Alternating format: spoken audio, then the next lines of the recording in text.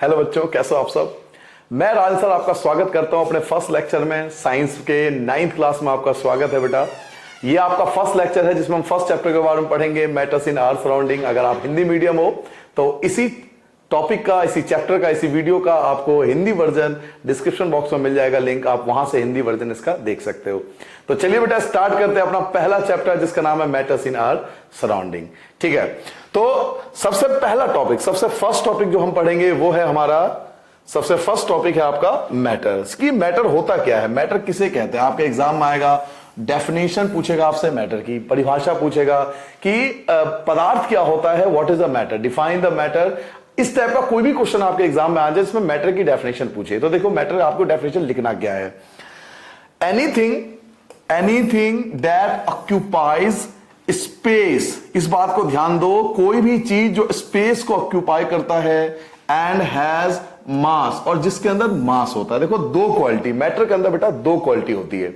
एक वो स्पेस को ऑक्यूपाई करना चाहिए और दूसरा उसके अंदर मास होना चाहिए। अगर कोई भी ऑब्जेक्ट, इस यूनिवर्स का कोई भी ऑब्जेक्ट, साइंस ये कहती है अगर इसमें दो क्वालिटी है, एक अगर वो स्पेस को ऑक्यूपाई करता है और दूसरा उसके अंदर मास है, तो उसे ही हम मैटर कहेंगे। फॉर एग्जाम्पल ये पेन देख लीजिए, ये पेन भी एक मैटर है। क्यों? क्योंकि ये कुछ ना कुछ स्पेस तो कवर करता ही है, कुछ ना कुछ तो स्पेस घेरता ही है, घेरता है, और इसका मास भी है, इसका अपना मास भी होता है। तो जिन ऑब्जेक्टों में स्पेस ऑक्यूपाई होगा और साथ में उसका मास होगा, वो सब कुछ मैटर है। आप इसके कई एग्जांपल ले सकते हो, मैंने दो एग्जांपल यहां पे लिखे आपके लिए। इसमें आपका एयर हो गया एंड वाटर हो गया। जितने एयर जो होते हैं और वाटर भी होते हैं बेटा, इन दोनों में ही आपके स्पेस ऑक्यूपाई होती है और साथ में इन दोनों का मास होता है। तो what is a matter? Matter की सिंपल सा आप लैंग्वेज कोई भी लिखो, ये आप पे डिपेंड करता है कि आप इस चीज को कैसे रिप्रेजेंट कर रहे हो। बस लिखने के बाद ये बात ध्यान रखना कि उसके अंदर दो क्वालिटी होना चाहिए। पहला कि उसके अंदर स्पेस, ये वर्ड आना चाहिए कि स्पेस ऑक्यूपाई करता है, और दूसरा मास होना चाहिए। अगर ये दो वर्ड आप लिखते हो तो आपका आंसर एक्यूरेट माना जाएगा। तो लास्ट वर्ड हम डिफाइन सीखते हैं कि what is a matter. Everything that occupy space, वो हर चीज जो स्पेस को ऑक्यूपाई करता है एंड हैज मास, और जिसका अपना एक मास होता है, इज कॉल्ड मैटर, उसे हम मैटर बोलते हैं। एग्जांपल आप इधर से कुछ भी ले सकते हो, मैंने एग्जांपल लिया आपके लिए एयर एंड वाटर। क्लियर हो गया बेटा? तो फर्स्ट टॉपिक आप अपने फेयर कॉपी में लिखोगे, हेडिंग डालोगे मैटर, और ये आपकी मैटर की डेफिनेशन होगी। ठीक है, फर्स्ट टॉपिक ये है। अब चलते हैं अपने नेक्स्ट टॉपिक। तो देखते हैं नेक्स्ट टॉपिक हमारा क्या है। चलिए बेटा, तो नेक्स्ट टॉपिक क्या है हमारे लिए, नेक्स्ट टॉपिक देखते हैं। सेकंड टॉपिक आपके बेटा पंचतत्व। तो आप अपनी फेयर कॉपी में पंचतत्व हेडिंग डालोगे, अपनी फेयर कॉपी में आप सेकंड हेडिंग डालोगे पंचतत्व की। पंचतत्व क्या होता है, डिफाइन पंचतत्व, या पंचतत्व के बारे में आपसे पूछा जाएगा। कुछ भी क्वेश्चन पूछ सकता है कि पंचतत्व किसे कहते हैं, पंचतत्व का अर्थ बताओ, व्हाट इज पंचतत्व, इस प्रकार का कोई भी क्वेश्चन पूछा जाए। बेसिकली क्या होता है पंचतत्व, हमारे जो अर्लियर फिलोसफर थे ना, जिसे हम आज की डेट में साइंटिस्ट बोलते हैं, जो अर्लियर फिलोसफर थे बेटा, वो ये मानते थे कि हमारी पूरी बॉडी या जितने भी living and non living thing है इस यूनिवर्स में, वो 5 चीजों से मिलकर बनी है। उनको वो पंचतत्व के नाम से जानते थे। तो चलिए पहले डेफिनेशन पढ़ लेते हैं, फिर इसके बाद डिटेल्स आपको बताऊंगा कि पंचतत्व होता क्या है। देखिए, द अर्लियर इंडियन फिलोसफर्स, जो शुरुआती इंडियन फिलोसफर्स थे, classified matter in the form of 5 basic elements. जो अर्लियर इंडियन फिलोसफर थे, उन्होंने सभी मैटर्स को बेटा 5 कैटेगरी में बांटा था। मतलब वो उनका ये मानना था कि जितने भी living and non living thing होता है ना, वो बेसिकली 5 चीजों से मिलकर बनता है। तो वो 5 चीजें क्या थी, उन 5 का नाम रख दिया गया पंच तत्व। पंच एक संस्कृत वर्ड होता है जिसका मतलब 5, और तत्व एक हिंदी वर्ड संस्कृत का वर्जन है। तो पंच तत्व, 5 तत्व, 5 एलिमेंट्स। तो ये 5 एलिमेंट्स क्या है जिससे सारे living and non living thing बने हुए हैं, वो कौन कौन से थे? तो उसमें आता है air, earth, fire, sky and water. तो ये 5 चीजें जिसमें air, earth, fire, sky and water, ये 5 चीजें मिलकर आपका पंचतत्व बनाता है। तो क्वेश्चन किसी भी फॉर्म में आए, आपसे किसी भी तरीके से पूछा जाए कि पंचतत्व क्या होता है, उसके बारे में एक्सप्लेन करो, तो आपको एक बेसिक जानकारी क्या चाहिए कि अर्लियर इंडियन फिलोसफर जो थे, वो ऐसा मानते थे कि जितनी भी living and non living things होती है, वो बेसिकली 5 एलिमेंट से मिलकर बनी है। तो यही मैंने आंसर दिया आपको। द अर्लियर इंडियन फिलोसफर, जो शुरुआती इंडियन फिलोसफर थे, classify matter in the form of 5 basic element, उन्होंने किसी भी एलिमेंट्स को 5 कैटेगरी में बांटा था, उस कैटेगरी का नाम रखा था पंचतत्व, उसको पंचतत्व बोला जाता था। और वो पंचतत्व में क्या क्या आता है, तो 5 एलिमेंट्स आते हैं। कौन कौन से एलिमेंट्स आते हैं बेटा, उसमें एयर आता है, अर्थ आता है, फायर आता है, स्काई आता है एंड वाटर आता है। तो ये सेकंड हेडिंग था आपका, आपको अपनी फेयर कॉपी में सेकंड पॉइंट लिखना है पंचतत्व और उसकी डेफिनेशन लिखनी है। क्लियर हो गया, तो चलिए पंचतत्व अगर आपने लिख लिया हो तो नेक्स्ट टॉपिक पे आ जाए बेटा। चलिए नेक्स्ट टॉपिक स्टार्ट करते हैं। आप नेक्स्ट टॉपिक देखते हैं, पंचतत्व के बाद अगला टॉपिक क्या आता है, तो नेक्स्ट टॉपिक पे आते हैं।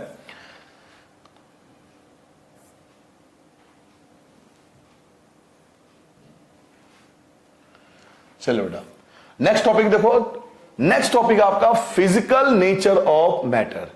जो मैटर है उसका फिजिकल नेचर क्या है, बेसिकली क्या है बेटा, किसी भी मैटर को ना 2 कैटेगरी में बांटा जाता है। पहले आप इस चीज को समझ लो, फिर हम इस टॉपिक पे आएंगे। मैटर को बच्चों 2 बेसिस पे बांटा जाता है, एक होता है फिजिकल बेसिस, एक होता है केमिकल बेसिस। जो फिजिकल बेसिस का क्लासिफिकेशन है वो आपका फर्स्ट चैप्टर है, और जो केमिकल बेसिस का क्लासिफिकेशन है वो आपका सेकंड चैप्टर है। तो अभी हम फर्स्ट चैप्टर पे हैं, तो फर्स्ट चैप्टर हम डिस्कस करेंगे physical nature of matter. Physical nature of matter, matter का फिजिकल नेचर डिस्कस करेंगे बेटा, जिसमें हम डिस्कस करेंगे कि मैटर के कौन कौन से फिजिकल नेचर होते हैं। तो फिजिकल नेचर ऑफ मैटर, किसी भी मैटर के जो कौन कौन से फिजिकल नेचर होते हैं। जैसे आपके पास मार्कर है, आपके पास पेन है, आपके पास रजिस्टर है, आपके पास बैग है, ठीक है, इसके कौन कौन से फिजिकल नेचर होते हैं। तो आपको इसमें बताना है कि किसी भी ऑब्जेक्ट के ना कम से कम ये 4 फिजिकल नेचर तो होते ही होते हैं। ये 4 फिजिकल नेचर तो आप बता ही सकते हो कि किसी भी ऑब्जेक्ट के 4 फिजिकल नेचर तो होते ही होते हैं। कौन कौन से होते हैं, देखिए फर्स्ट क्या कहता है, फर्स्ट पॉइंट है matter is made up of particles. ये पॉइंट ये कहता है कि सारे मैटर जो होते हैं दुनिया के वो पार्टिकल्स से मिलकर बनते हैं। ये पार्टिकल्स क्या है इसके बारे में हम आगे जानेंगे। पार्टिकल्स क्या है, बट बेसिकली बेसिक एक छोटा सा अमाउंट होता है, एक छोटा सा पार्ट होता है मैटर का, जिससे मैटर बनता है। तो फिजिकल नेचर में पहला पॉइंट आता है बेटा, matter is made up of particles. जी सारे मैटर जो है वो पार्टिकल से मिलकर बनता है। सारे मैटर किससे मिलकर बनता है, पार्टिकल से मिलकर बनता है। Second, the particles of matter are very very small. जो मैटर के पार्टिकल्स होते हैं वो बहुत ज्यादा स्मॉल होते हैं, इतने स्मॉल होते हैं कि हम उनको देख नहीं सकते, अपने नेक्ड आई से हमको विजिबल नहीं कर सकते। तो सेकंड पॉइंट क्या कहता है, the particles of matter are very very small.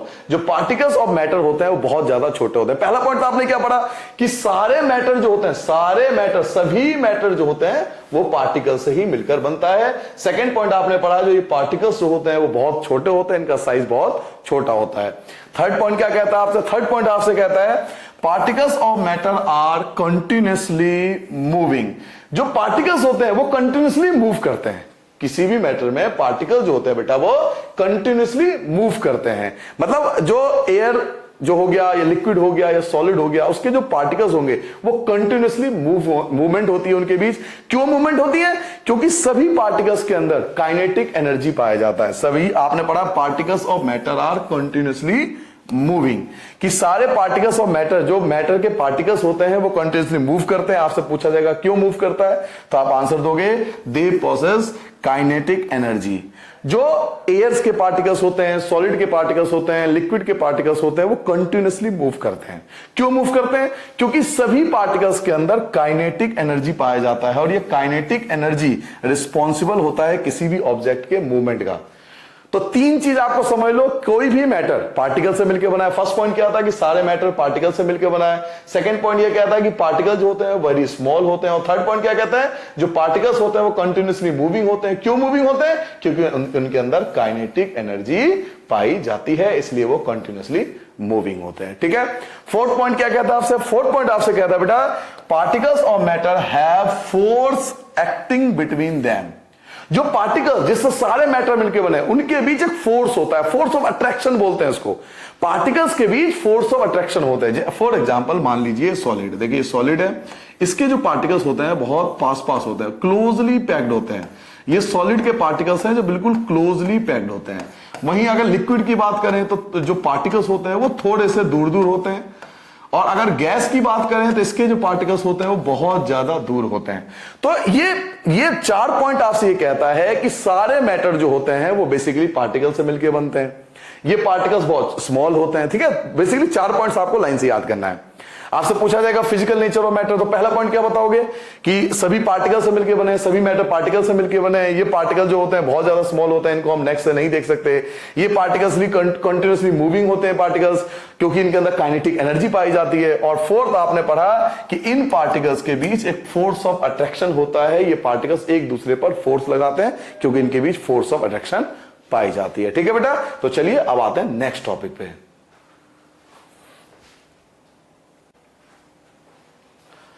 चलिए जी, अब आते हैं अपने फोर्थ पॉइंट पे। हमारा फोर्थ पॉइंट है बेटा डिफ्यूजन, कि डिफ्यूजन किसे कहते हैं, डिफ्यूजन की डेफिनेशन क्या हो सकती है। तो चलिए स्टार्ट करते हैं डिफ्यूजन। देखिए बेटा, the intermixing of particles of to substances, दो सब्सटेंस के, दो या दो से ज्यादा सब्सटेंस के पार्टिकल्स अगर आपस में मिल जाते हैं। फॉर एग्जांपल देखिए, आपके पास वाटर है और उस वाटर के अंदर आपने सॉल्ट को डिसॉल्व कर दिया। ठीक है, वाटर के अंदर आपने सॉल्ट को डिसॉल्व कर दिया, तो एक पार्टिकल हो गया वाटर का और एक पार्टिकल हो गया सॉल्ट का। तो वाटर के पार्टिकल एंड सॉल्ट के पार्टिकल जब आपस में इंटरमिक्स हो जाएंगे तो उसे हम बोलेंगे डिफ्यूजन।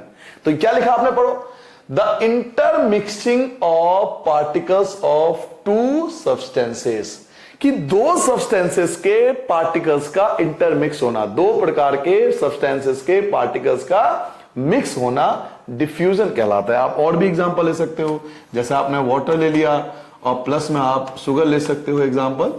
तो इस टाइप का कोई भी जिसमें दो टाइप के पार्टिकल्स होंगे, अगर आप इंटरमिक्स हो जाएंगे तो उसे हम डिफ्यूजन कहेंगे। क्लियर हो गया डिफ्यूजन क्या होता है बेटा, कि इसमें दो टाइप के जो पार्टिकल्स होते हैं वो आपस में इंटर से मिक्स हो जाते हैं। इसको हम साइंस की लैंग्वेज में डिफ्यूजन के नाम से जानते हैं। तो ये फोर्थ टॉपिक था जिसका आपके सामने आंसर है। ये फोर्थ टॉपिक आपको अपनी कॉपी में लिखनी है और उसका आंसर ये लिखना है। ठीक है, अब आते हैं बेटा फिफ्थ टॉपिक पे। तो देखते हैं फिफ्थ टॉपिक हमारा क्या है। चलिए जी, फिफ्थ टॉपिक, पांचवा टॉपिक है बेटा आपका the physical state of matter, कि एक फिजिकल स्टेट्स ऑफ मैटर कौन कौन से होते हैं। तो पांचवा हेडिंग है बेटा the physical states of matter.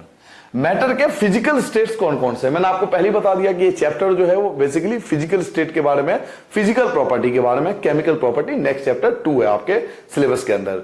तो अगर अभी की बात करें तो physical states of matter basically 3 होते हैं। फिजिकल स्टेट्स ऑफ मैटर 3 होता है, एक होता है सॉलिड, एक होता है लिक्विड और एक होता है गैस। बड़ा सिंपल सा टॉपिक है। तो अगर आपसे पूछा जाए what are the physical states of matter, तो there are 3 physical states of matter. There are 3 physical states of matter, solid, liquid and gas. There are 3 physical states of matter. अब 1 minute आपको बताना चाहता हूं, आपकी एनसीईआरटी बुक में बेटा इन 3 के अलावा 2 के नाम और है। तो जब चैप्टर के एंड करेंगे तो उसमें हम 2 और डिस्कस करेंगे। एक है आपका प्लाज्मा, एक है बोस आइंस्टाइन कंडेंसेशन। 3 तो है ही है आपका, सॉलिड, लिक्विड, गैस तो है ही। फिजिकल स्टेट्स ऑफ मैटर अगर पूछे तो ये 3 आप बताओगे, सॉलिड, लिक्विड, गैस तो आप बताओगे। बट आपके एनसीईआरटी बुक कहती है कि इन तीनों के अलावा 2 फिजिकल स्टेट्स ऑफ मैटर और होते हैं। एक होता है प्लाज्मा, एक होता है बोस आइंस्टाइन कंडेंसेशन। वो हम चैप्टर के लास्ट में डिस्कस करेंगे। देखिए पूरा वीडियो अगर आप देखते हो ना तो आपका कोई भी पॉइंट छूटेगा नहीं, सब कुछ कवर हो जाएगा, पूरा चैप्टर कवर हो जाएगा। उसके बाद आप एनसीईआरटी भी कर सकते हो। तो पहले पूरे चैप्टर को पॉइंट टू पॉइंट समझेंगे, देन हम एनसीईआरटी पे आएंगे। ठीक है, तो ये था आपका टॉपिक नंबर 5। नोट कर लिया सबने, नोट कर लिया। अब आते हैं नेक्स्ट पॉइंट पे।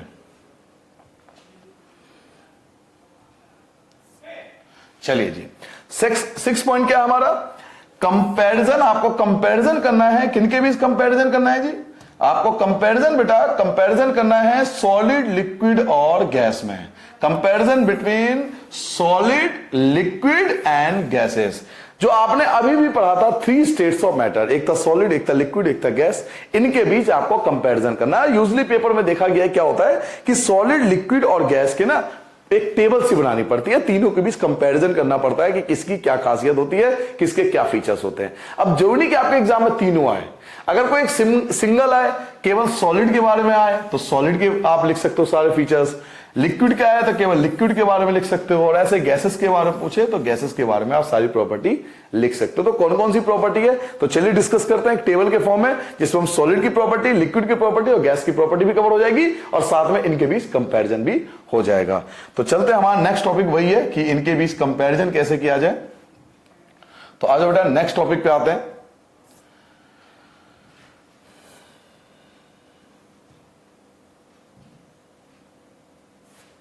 चलिए जी, आपके स्क्रीन पे आ रहा होगा, देख रहे हो आप, एक बड़ा सा टेबल दिया हुआ है, सॉलिड, लिक्विड और गैस का, एक पूरा टेबल है। और ये कंपैरिजन बहुत ज्यादा एग्जाम में आता है, सॉलिड, लिक्विड और गैस में। तो मैं एक एक करके कंपैरिजन डिस्कस करता हूं। सबसे पहले देखिए आपके पास सॉलिड लिखा होगा, तो चलिए स्टार्ट करते हैं बेटा। देखिए ये है सॉलिड के प्रॉपर्टीज, ये जो आपने, ये सॉलिड के प्रॉपर्टी आपके सामने है।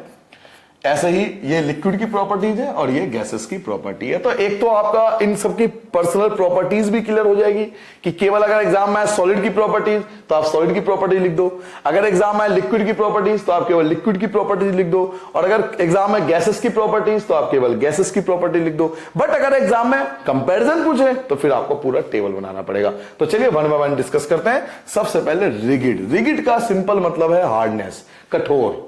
तो आप सब जानते हो कि सॉलिड जो होता है बहुत ज्यादा रिगिड होगा, बहुत ज्यादा कठोर होगा, तभी तो सॉलिड है। तो रिगिड में क्या आएगा, दे आर रिगिड। सॉलिड जो होता है बहुत ज्यादा रिगिड होते हैं, सख्त होते हैं। Second, they are not rigid, जबकि लिक्विड जो होता है वो रिगिड नहीं होता, कम रिगिड होता है। और गैसेस में क्या लिखोगे, they are not at all rigid, ये तो बिल्कुल ही रिगिड नहीं होता। तो सबसे ज्यादा रिगिड कौन होता है, सबसे ज्यादा रिजिड जो होता है बेटा वो सॉलिड होता है, और सबसे ज्यादा रिजिड जो होता है वो, सबसे कम जो रिजिड होता है वो गैसेस होता है। तो पहला पॉइंट आप कंपैरिजन करोगे रिगिड के बारे में, रिजिड के बारे में, पहला कंपैरिजन आपका होगा। सेकंड कंपैरिजन आप क्या डिस्कस करोगे, कंप्रेसिबिलिटी। ये कंप्रेसिबिलिटी क्या होती है, कंप्रेसिबिलिटी मतलब किसी चीज को दबाना, किसी चीज को आप कितना प्रेस कर सकते हो, कितना दबा सकते हो। तो सॉलिड देखो, आप सॉलिड आप अपने आसपास देख लो, सॉलिड को दबाना थोड़ा सा कठिन होता है। तो देखो आंसर क्या लिखा हुआ है, they can not be compressed, कि इनको आप नॉर्मली कंप्रेस तो नहीं कर पाओगे। जो ईंट होगा, जो ब्रिक्स वगैरह होंगे, जो हार्ड बहुत ज्यादा सॉलिड होंगे, उनको आप नॉर्मली कंप्रेस नहीं कर पाओगे। ठीक है। सेकंड क्या है, they can be compressed at a little extent, जबकि जो लिक्विड होता है उसको कुछ हद तक हम कंप्रेस कर सकते हैं। तो लिक्विड को कुछ हद तक कंप्रेस किया जा सकता है। और गैसेस में क्या लिखोगे, दे can be easily compressed. Gas जो होता है बेटा वो सबसे ज्यादा कंप्रेसेबल होता है। इसका बेनिफिट भी है, आपके घरों में जो एलपीजी गैस आती है ना, वो हाईली कंप्रेस्ड करके आती है। इसके ऊपर क्वेश्चन भी आता है कि जो एलपीजी हमारे घरों में आती है उसमें फिजिक्स का कौन सा रूल फॉलो होता है, केमिस्ट्री का कौन सा रूल फॉलो किया जाता है। तो कंप्रेसिबिलिटी, गैस जो होती है बेटा वो सबसे ज्यादा कंप्रेसेबल होता है, सबसे ज्यादा कंप्रेस कर सकते हैं। इसलिए मैंने क्या लिखा है, they can be easily compressed, कि गैस को बहुत आसानी से कंप्रेस कर सकते हैं। तो कंप्रेसिबिलिटी में क्या लिखोगे कि सॉलिड को कंप्रेस नहीं किया जा सकता, लिक्विड को कुछ हद तक आप कंप्रेस कर सकते हो, और गैसेस को हम बहुत इजी तरीके से कंप्रेस कर सकते हैं। देखिए थर्ड कंपैरिजन क्या है बेटा, फ्लूइडिटी। अब फ्लूइडिटी के बारे में जानते हैं। तो सॉलिड आप जानते हो कि इनमें फ्लूइडिटी बिल्कुल नहीं होती। सॉलिड जो कोई भी सॉलिड होगा उसके अंदर फ्लूइडिटी बिल्कुल नहीं होगी। तरलता बोलते हैं हिंदी में, तरल कितना है। तो देखो फ्लूइडिटी में क्या लिखा है, फ्लूइडिटी इज निल, यानी सॉलिड के अंदर फ्लूइडिटी बिल्कुल भी नहीं पाई जाती। और लिक्विड में they are slippery and flow from higher level to lower level. जो लिक्विड होती है, पानी वगैरह होती है, वो हायर लेवल से लोअर लेवल की तरफ फ्लो हो सकता है, हाई लेवल से लोअर लेवल की तरफ फ्लो हो सकता है, जितने भी लिक्विड होते हैं। जबकि गैस होते हैं, the fill wall of the container hence volume is not fix. ये क्या करते हैं, पूरे कंटेनर के अंदर भर जाते हैं, इसलिए इसके वॉल्यूम जो होता है वो फिक्स्ड नहीं होता, क्योंकि इसको जितना स्पेस मिलेगा वो उतने को कवर करेगा। कम स्पेस होगा ये कम कवर करेगा, ज्यादा स्पेस होगा वो ज्यादा स्पेस में भी फैल जाएगा। तो इसलिए इनके वॉल्यूम जो होते हैं फिक्स्ड नहीं होते, क्योंकि वॉल्यूम का संबंध होता है स्पेस ऑक्यूपाइड के अंदर। तो बेटा गैस के अंदर ये खासियत है कि उस जो कंटेनर होता है ना, वो डिपेंड करता है कैसा है। तो फ्लूइडिटी, सॉलिड तो बिल्कुल फ्लूइडिटी नहीं होता, लिक्विड थोड़ा बहुत हम लिख सकते हैं कि हाँ फ्लूइडिटी पाई जाती है, क्योंकि हाई लेवल से लोअर लेवल की तरफ फ्लो होता है। और गैस जो होता है, अगर फ्लूइडिटी की बात करें तो सबसे ज्यादा फ्लूइडिटी गैस में पाई जाती है, सबसे कम सॉलिड में फ्लूइडिटी और सबसे ज्यादा फ्लूइडिटी गैस में पाई जाती है। क्लियर हो गया। नेक्स्ट कंपैरिजन आपका द शेप। आप सब जानते हो सॉलिड का जो शेप, जैसे ये मार्कर है, पेन है, ये फिक्स शेप है, इसका शेप चेंज नहीं होगा। तो जितने भी सॉलिड होते हैं उसमें क्या लिखोगे, फिक्स शेप, सॉलिड के फिक्स शेप होते हैं। अब लिक्विड को देख लो, आप उसे ग्लास में डालोगे, एक लिक्विड को ग्लास में डालोगे, वो ग्लास जैसा शेप हो जाएगा। आप उसे बाहर फैला दोगे तो वो उसका शेप क्या होगा, फैल जाएगा। तो लिक्विड का हम शेप फिक्स नहीं कर सकते, उसे जिस कंटेनर में डालोगे वो उसी कंटेनर के शेप का हो जाएगा। तो क्या लिखा हुआ है, they are not fix shape, कि लिक्विड का जो शेप होता है वो फिक्स नहीं होता, ठीक है। जबकि गैस में क्या लिखा है, they are not fix shape, gas में भी फिक्स शेप नहीं होता है, गैस को जिस कंटेनर में डालोगे वो उसी शेप का हो जाएगा। तो फिक्स शेप में केवल सॉलिड ऐसा है जिसका शेप फिक्स होता है, बाकियों का शेप जो होता है बेटा फिक्स्ड नहीं होता। Last kinetic energy. अब काइनेटिक एनर्जी में क्या है, सॉलिड के अंदर काइनेटिक एनर्जी नहीं पाया जाता। देखो साफ साफ लिखा हुआ है, क्या लिखा हुआ है, they do not possess kinetic energy, इनके अंदर ज्यादा काइनेटिक एनर्जी नहीं पाया जाता है, या कह सकते हैं कि इनके अंदर बिल्कुल भी काइनेटिक एनर्जी नहीं पाया जाता। क्यों नहीं पाया जाता, क्योंकि मैंने आपको कहा था इसके जो पार्टिकल्स होते हैं बेटा सॉलिड के, वो क्लोजली पैक्ड होते हैं, बहुत ज्यादा पास पास होते हैं, और बहुत ज्यादा पास पास होने के कारण इनके अंदर मूवमेंट बहुत कम होती है, इसलिए इनके अंदर काइनेटिक एनर्जी नहीं पाया जाता। किसमें, सॉलिड के अंदर काइनेटिक एनर्जी नहीं पाया जाता। हाँ, लिक्विड में काफी हद तक थोड़ा बहुत दे पॉजेस सम काइनेटिक एनर्जी, इनके अंदर थोड़ा बहुत काइनेटिक एनर्जी पाया जाता है। जैसे कि आप लिक्विड का अगर शेप देखोगे तो उसके अंदर देखोगे आप थोड़ा बहुत जो है स्पेस है, तो ये मूवमेंट कर सकते हैं। इसे लिक्विड में जो होता है बेटा वो काइनेटिक एनर्जी कुछ हद तक पाया जाता है, और गैस में सबसे ज्यादा काइनेटिक एनर्जी होता है, क्योंकि दे पॉजेस लार्ज काइनेटिक एनर्जी। क्यों, क्योंकि इसके जो पार्टिकल्स होते हैं वो बहुत दूर दूर होते हैं, तो इनके अंदर जो काइनेटिक एनर्जी होती है वो बहुत ज्यादा होती है। क्लियर हो गया। तो सॉलिड में काइनेटिक एनर्जी बहुत ज्यादा कम होती है, इसमें थोड़ी बहुत होती है, और इसमें बिल्कुल ही बहुत ज्यादा होती है काइनेटिक एनर्जी, क्योंकि इसके पार्टिकल्स होते हैं बहुत दूर दूर होते हैं। लास्ट क्या है, डेंसिटी। डेंसिटी की बात करें तो आप सब जानते हो कि वॉल्यूम की डेंसिटी सबसे ज्यादा होगी और गैस की डेंसिटी सबसे कम होगी। क्लियर हो गया। डेंसिटी की बात करें तो सॉलिड की डेंसिटी सबसे ज्यादा और गैस की डेंसिटी सबसे कम। लिक्विड की डेंसिटी सॉलिड से तो कम होगी बट गैस से ज्यादा होगी। तो इस प्रकार से आप कंपैरिजन कर सकते हो सॉलिड, लिक्विड और गैस में। एक बार मैं और लास्ट बार आपको बता देता हूं, देखिए अब मैं जल्दी बताता हूं। रिगिड, ये रिगिड होता है, ये सबसे कम रिगिड होता है। कंप्रेसिबिलिटी, ये सबसे कम कंप्रेसिबल होता है, सबसे ज्यादा कंप्रेसिबल होता है। फ्लूइडिटी, ये सबसे कम फ्लूइडिटी होता है, सबसे ज्यादा फ्लूइडिटी पाया जाता है। शेप, इसका शेप फिक्स होता है, इन दोनों का शेप फिक्स नहीं होता।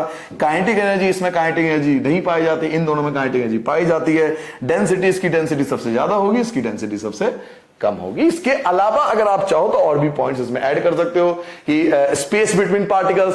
तो सॉलिड के अंदर स्पेस बिटवीन पार्टिकल्स जो होता है, सॉलिड में स्पेस होता है ना पार्टिकल के बीच में, वो ज्यादा होता है। गैस के अंदर जो स्पेस ऑफ पार्टिकल्स होता है बहुत कंपैरिजन कम होता है। तो स्पेस की बात करें तो सॉलिड के अंदर जो स्पेस होगा बहुत कम होगा, और गैस के अंदर जो स्पेस होगा पार्टिकल्स के बीच में, सॉरी वो बहुत ज्यादा होगा। ठीक है, यहां स्पेस कम होगा और यहां स्पेस बहुत ज्यादा होगा। तो इस प्रकार से हमने कंपैरिजन करा किसके, सॉलिड, लिक्विड और गैस में। टेबल अक्सर पूछा जाता है, तो आप ये टेबल एज इट इज अपनी कॉपी में बना सकते हो। बनाना है आपको, ये आपका 6 पॉइंट था, ये आपको अपनी फेयर कॉपी में बनाना है प्रॉपर तरीके से, ताकि आपको याद हो जाए। जरूरी नहीं है कि आपको पूरा टेबल ही बनाने के लिए आए। अगर केवल सॉलिड के बारे में पूछे तो केवल सॉलिड के पॉइंट्स लिखो, लिक्विड के बारे में आए तो लिक्विड के पॉइंट लिखो, और गैसेस के बारे में आए तो केवल गैसेस के पॉइंट लिखो। ठीक है, तो एक तरह से हमने कंपैरिजन भी कर लिया और तीनों की प्रॉपर्टीज भी खत्म कर दी। ठीक है, अब आते बेटा अपने नेक्स्ट पॉइंट पे, इसे हटा देता हूं। चलिए जी, तो नेक्स्ट पॉइंट क्या है देख लेते हैं एक बार। हाँ जी, द 3 स्टेट ऑफ वाटर। जी हाँ, इसके बारे में थोड़ा सा मैं आपको बता दूं, 3 स्टेट्स ऑफ वाटर क्या है बेटा। वाटर ही ऐसा, देखो आपने पढ़ा था ना अभी कि जो 3 स्टेट पाए जाते हैं, फिजिकल स्टेट 3 होते हैं, सॉलिड, लिक्विड और गैस। पढ़ा था ना आपने, एक होता सॉलिड, एक होता लिक्विड, एक और गैस। तो वाटर ही एक इकलौता या सिंगल ऐसा फिजिकल स्टेट है जो तीनों फॉर्म में पाया जाता है। मतलब वाटर के तीनों फॉर्म है, वाटर के तीनों फॉर्म पाए जाते हैं। वाटर सॉलिड के फॉर्म में भी पाया जाता है, वाटर लिक्विड के फॉर्म में भी पाया जाता है, और वाटर जो होता है गैस के फॉर्म में भी पाया जाता है। तो हेडिंग क्या डाला देखो, द 3 स्टेट्स ऑफ वाटर। आपसे एग्जाम में पूछा जाएगा कि what are the 3 states of water, कि वाटर के 3 स्टेट कौन कौन से हैं, एग्जांपल देके बताओ। तो पहले तो देखो 3 स्टेट, तो तीनों स्टेट का मतलब है सॉलिड, लिक्विड, गैस। तो वाटर के एक सॉलिड फॉर्म में भी पाया जाता है, वाटर लिक्विड फॉर्म में भी पाया जाता है, वाटर गैस फॉर्म में पाया जाता है। जब वाटर आइस के फॉर्म में पाया जाता है तो एक सॉलिड फॉर्म है, जब वाटर आइस के फॉर्म में पाया जाएगा तो वो एक सॉलिड है, जब वाटर वाटर के फॉर्म में पाया जाएगा तो वो एक लिक्विड है, और जब वाटर वेपर के फॉर्म में पाया जाता है तो एक गैस है। नॉर्मली सॉलिड फॉर्म में कितना होता है, 0 डिग्री सेल्सियस। 0 डिग्री सेल्सियस पे जो वाटर होता है वो आइस बन जाता है, तो वाटर सॉलिड फॉर्म में कब बना? 0 डिग्री सेल्सियस पे। वाटर फॉर्म में कब पाया जाता है? नॉर्मली इसका टेम्परेचर बताया जाता है 25 डिग्री सेल्सियस। ये आइडियल माना जाता है कि 25 डिग्री सेल्सियस पानी का नॉर्मल टेम्परेचर माना जाता है। और वाटर वेपर कब बन जाएगा? जब वाटर का टेम्परेचर 100 डिग्री सेल्सियस पहुंच जाएगा तो वेपर बन जाएगा। तो वाटर एक ऐसा फॉर्म है जो सॉलिड फॉर्म में भी पाया जाता है, जो लिक्विड फॉर्म में भी पाया जाता है और वो गैस फॉर्म में भी पाया जाता है। तो वाटर बेटा तीनों फॉर्म में पाए जाते हैं। लिख लिया आप सबने? नोट कर लिया सबने 7 टॉपिक? अब आते हैं नेक्स्ट टॉपिक पे। तो चलिए नेक्स्ट टॉपिक पे आते हैं बेटा। ये हटा देता हूं पहले। चलिए नेक्स्ट टॉपिक हमारा क्या है? Fusion. What is a fusion? Fusion क्या होता है? आपका अगला टॉपिक है बेटा फ्यूजन किसे कहते हैं। फ्यूजन की डेफिनेशन आपसे पूछी जाएगी एग्जाम में कि what is fusion, define fusion. ये क्वेश्चन आएगा कि फ्यूजन क्या होता है, फ्यूजन से आप क्या समझते हो। तो देखिए पहले डेफिनेशन समझ लीजिए, फ्यूजन का मतलब क्या होता है। देखिए, the process of melting, changing of solid into liquid state. जब बेटा सॉलिड कन्वर्ट हो जाता है लिक्विड स्टेट में, when solid convert into liquid state, अगर सॉलिड लिक्विड स्टेट में कन्वर्ट हो जाता है तो उसे हम बोलते हैं फ्यूजन। हम अपनी आम बोलचाल में क्या बोलते हैं? मेल्ट हो गया, आइस मेल्ट। तो जब आइस मेल्ट हो गया, आइस मेल्टिंग ऑफ आइस, अक्सर हम बोलते हैं कि आइस मेल्ट हो गया, आइसक्रीम मेल्ट हो गया, बोलते हो ना। तो उसी को साइंस की लैंग्वेज में बेटा फ्यूजन बोलते हैं। तो आगे याद रखना, when solid change into liquid, जब सॉलिड लिक्विड के फॉर्म में कन्वर्ट हो जाती है तो उसको फ्यूजन के नाम से जाना जाता है। ठीक है, आप उसे मेल्टिंग बोलते हो, साइंस में उसको फ्यूजन बोलते हैं। इतना ही फर्क है। मेल्टिंग हम सबको पता है, बचपन से पता है, बहुत छोटे से पता है कि मेल्टिंग का मतलब क्या होता है। तो मेल्टिंग को साइंस की लैंग्वेज में आप फ्यूजन याद रखना कि when solid change into liquid it is called the fusion।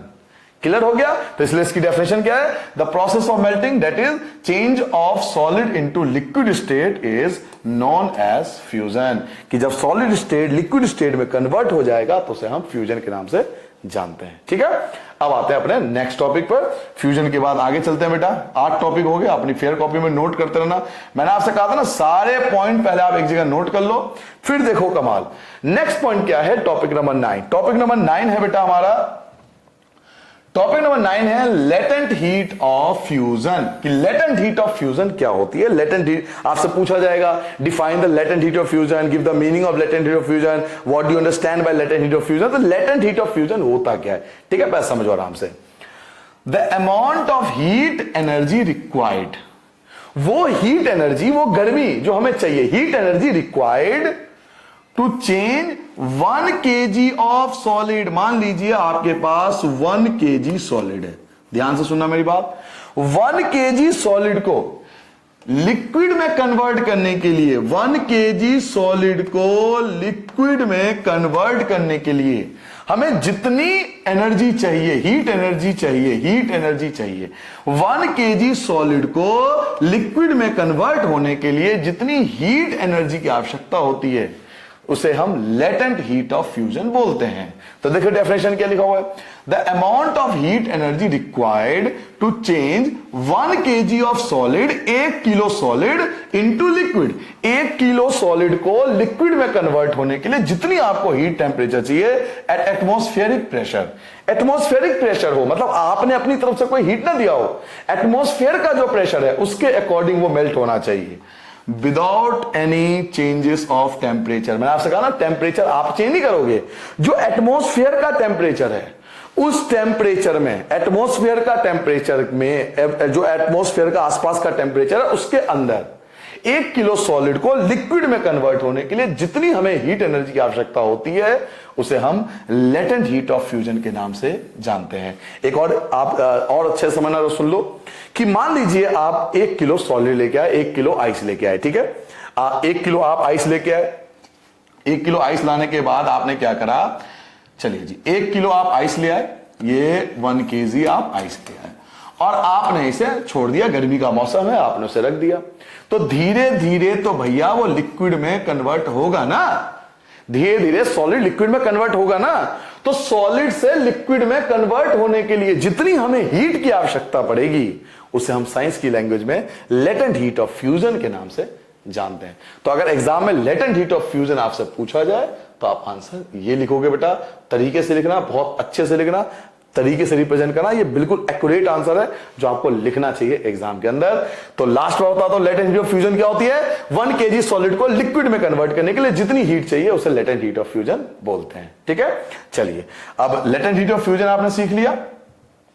अब लेटेंट हीट ऑफ फ्यूजन के बाद आगे बढ़ते हैं बेटा टॉपिक नंबर 10 पे। तो देखिए टॉपिक नंबर 10 क्या है? Boiling point. की बॉइलिंग पॉइंट क्या होता है? What do you understand by boiling point? Boiling point से आप क्या समझते हो? ठीक है, तो बॉइलिंग पॉइंट की डेफिनेशन देखो बेटा। बॉइलिंग पॉइंट की डेफिनेशन क्या है? बॉइलिंग पॉइंट, चलिए जी एक्सप्लेन करते हैं भाई साहब। Boiling point, the temperature at विच, वो टेम्परेचर जिस पर a liquid change into gas, वो टेम्परेचर जिस पर लिक्विड गैस में कन्वर्ट हो जाए, वो टेम्परेचर जिस पर सॉलिड लिक्विड में कन्वर्ट हो जाए, वो टेम्परेचर जिस पर लिक्विड जिस पर लिक्विड गैस में कन्वर्ट हो जाए, उसको हम बॉइलिंग पॉइंट के नाम से जानते हैं। जैसे अभी मैंने आपको बताया था कि वाटर जो होता है, अभी मैंने आपको थोड़ी देर पढ़ाया था, वाटर जो होता है वो 100 डिग्री सेल्सियस पर गैस में, वाटर में या वाटर वेपर में कन्वर्ट हो जाता है। 100 डिग्री सेल्सियस पर गैस में कन्वर्ट हो जाता है। तो वो टेम्परेचर जिस पर लिक्विड गैस में कन्वर्ट हो जाए, वो टेम्परेचर जिस पर लिक्विड गैस में कन्वर्ट हो जाए, उस टेम्परेचर को हम बॉइलिंग पॉइंट के नाम से जानते हैं। जैसे वाटर का जो बॉइलिंग पॉइंट होता है वो होता है 100 डिग्री सेल्सियस। ठीक है, बॉइलिंग पॉइंट समझ में आ गया कि वो टेम्परेचर जिस पर लिक्विड गैस में कन्वर्ट हो जाए, उस टेम्परेचर को बॉइलिंग पॉइंट के नाम से जानते हैं। वाटर का बॉइलिंग पॉइंट 100 डिग्री सेल्सियस होता है, मतलब 100 डिग्री सेल्सियस पे बॉइल होना शुरू हो जाएगा और वो वाटर वेपर में कन्वर्ट होना शुरू हो जाएगा। तो ये था आपका टॉपिक नंबर 10। अब आते हैं बेटा टॉपिक नंबर नेक्स्ट पे। तो देखते हैं टॉपिक नंबर नेक्स्ट क्या है हमारा। चलिए जी, टॉपिक नंबर 11 है बेटा आपका। टॉपिक नंबर 11 देख लेते हैं। टॉपिक नंबर 11 आपका लेटेंट हीट ऑफ वेपराइजेशन। कि ये लेटेंट हीट ऑफ वेपराइजेशन क्या होता है? What do you understand by latent heat of vaporisation? ठीक है बेटा, पहले एग्जांपल समझ लो तो ना आपको बहुत अच्छे समझ में आ जाए। देखो आपके पास 1 kg लिक्विड है। ठीक है बेटा, ध्यान सुनना, आपके पास 1 kg लिक्विड है और आप चाहते हो कि गैस में कन्वर्ट हो जाए। देखो डायग्राम से ही सब कुछ कवर हो जाता है। ये डायग्राम याद रखो, ये जो मैंने लिखा है ना, यही सब कुछ कवर कर देगा। 1 kg लिक्विड को गैस में कन्वर्ट होने के लिए, 1 kg लिक्विड को गैस में कन्वर्ट करने के लिए जितनी ज्यादा हीट की आवश्यकता होगी उसे हम लेटेंट हीट ऑफ वेपराइजेशन कहेंगे। अभी आपने पीछे क्या पढ़ा था? लेटेंट हीट ऑफ फ्यूजन, वो था लेटेंट हीट ऑफ फ्यूजन। और लेटेंट हीट ऑफ फ्यूजन में आपने क्या पढ़ा था? 1 kg solid change into liquid. वहां पे सॉलिड लिक्विड में कन्वर्ट हुआ था और यहां लिक्विड गैस में कन्वर्ट हो रहा है। तो डेफिनेशन क्या है बेटा? लेटेंट हीट ऑफ वेपराइजेशन में डेफिनेशन क्या लिखोगे? The amount of heat energy, वो heat energy required to change 1 kg of liquid, जो 1 kg लिक्विड को कन्वर्ट करने के लिए चाहिए एट इट्स बॉइलिंग पॉइंट पर इनटू वेपर, उसे गैस में वेपर में कन्वर्ट करना है without any change of temperature. Temperature में आप चेंज नहीं करोगे, जो एटमॉस्फेयर का टेम्परेचर है वो चेंज उसके according is known as the latent heat of vaporisation. उसको हम लेटेंट हीट ऑफ वेपराइजेशन के नाम से जानते हैं। चलिए वह दोबारा समझ लीजिए, ये डेफिनेशन तभी याद होगा जब आप ये चीज समझ लोगे। ये समझ लोगे तो आपको ये अपने आप याद होने लगेगा। मैं दोबारा आपको बताता हूं, एक बार सुनिए मेरी बात ध्यान से बेटा। मैंने बोला आपके पास कि बेटा 1 kg लिक्विड ले लो, 1 kg लिक्विड को गैस में कन्वर्ट होने के लिए 1 kg लिक्विड को गैस में कन्वर्ट होने के लिए जितनी ज्यादा हीट आपकी आवश्यकता होगी उसे लेटेंट हीट ऑफ वेपराइजेशन बोलेंगे। और ये हीट आप नहीं प्रोवाइड करोगे, ये एटमॉस्फेयर प्रोवाइड करेगा। जैसे गर्मी का मौसम है ना, तो आप अगर 1 किलो लिक्विड को रख दो तो आप देखोगे धीरे धीरे वेपर बन जाएगा और शाम तक आता है तो पानी बिल्कुल गायब हो जाएगा, पानी नहीं बचेगा क्योंकि वेपर बन गया। तो एटमॉस्फेयर टेम्परेचर पर, एटमॉस्फेरिक टेम्परेचर पर जब 1 किलो लिक्विड गैस में कन्वर्ट हो गया, ध्यान रखना मैं बार बार बोल रहा हूं, एटमॉस्फेरिक टेम्परेचर पर जब 1 किलो लिक्विड गैस में कन्वर्ट हो जाता है तो उसे हम बोलते हैं लेटेंट हीट ऑफ वेपराइजेशन। ये इसकी एग्जैक्ट डेफिनेशन है जो आपको एग्जाम में लिखनी चाहिए। समझने के लिए आपको ये चीज समझनी पड़ेगी, बाकी जो एग्जाम में लिखना है वो ये वाला पॉइंट लिखना है। ठीक है बेटा, पहले यहां तो नोट करो, फिर नेक्स्ट टॉपिक पे आते हैं।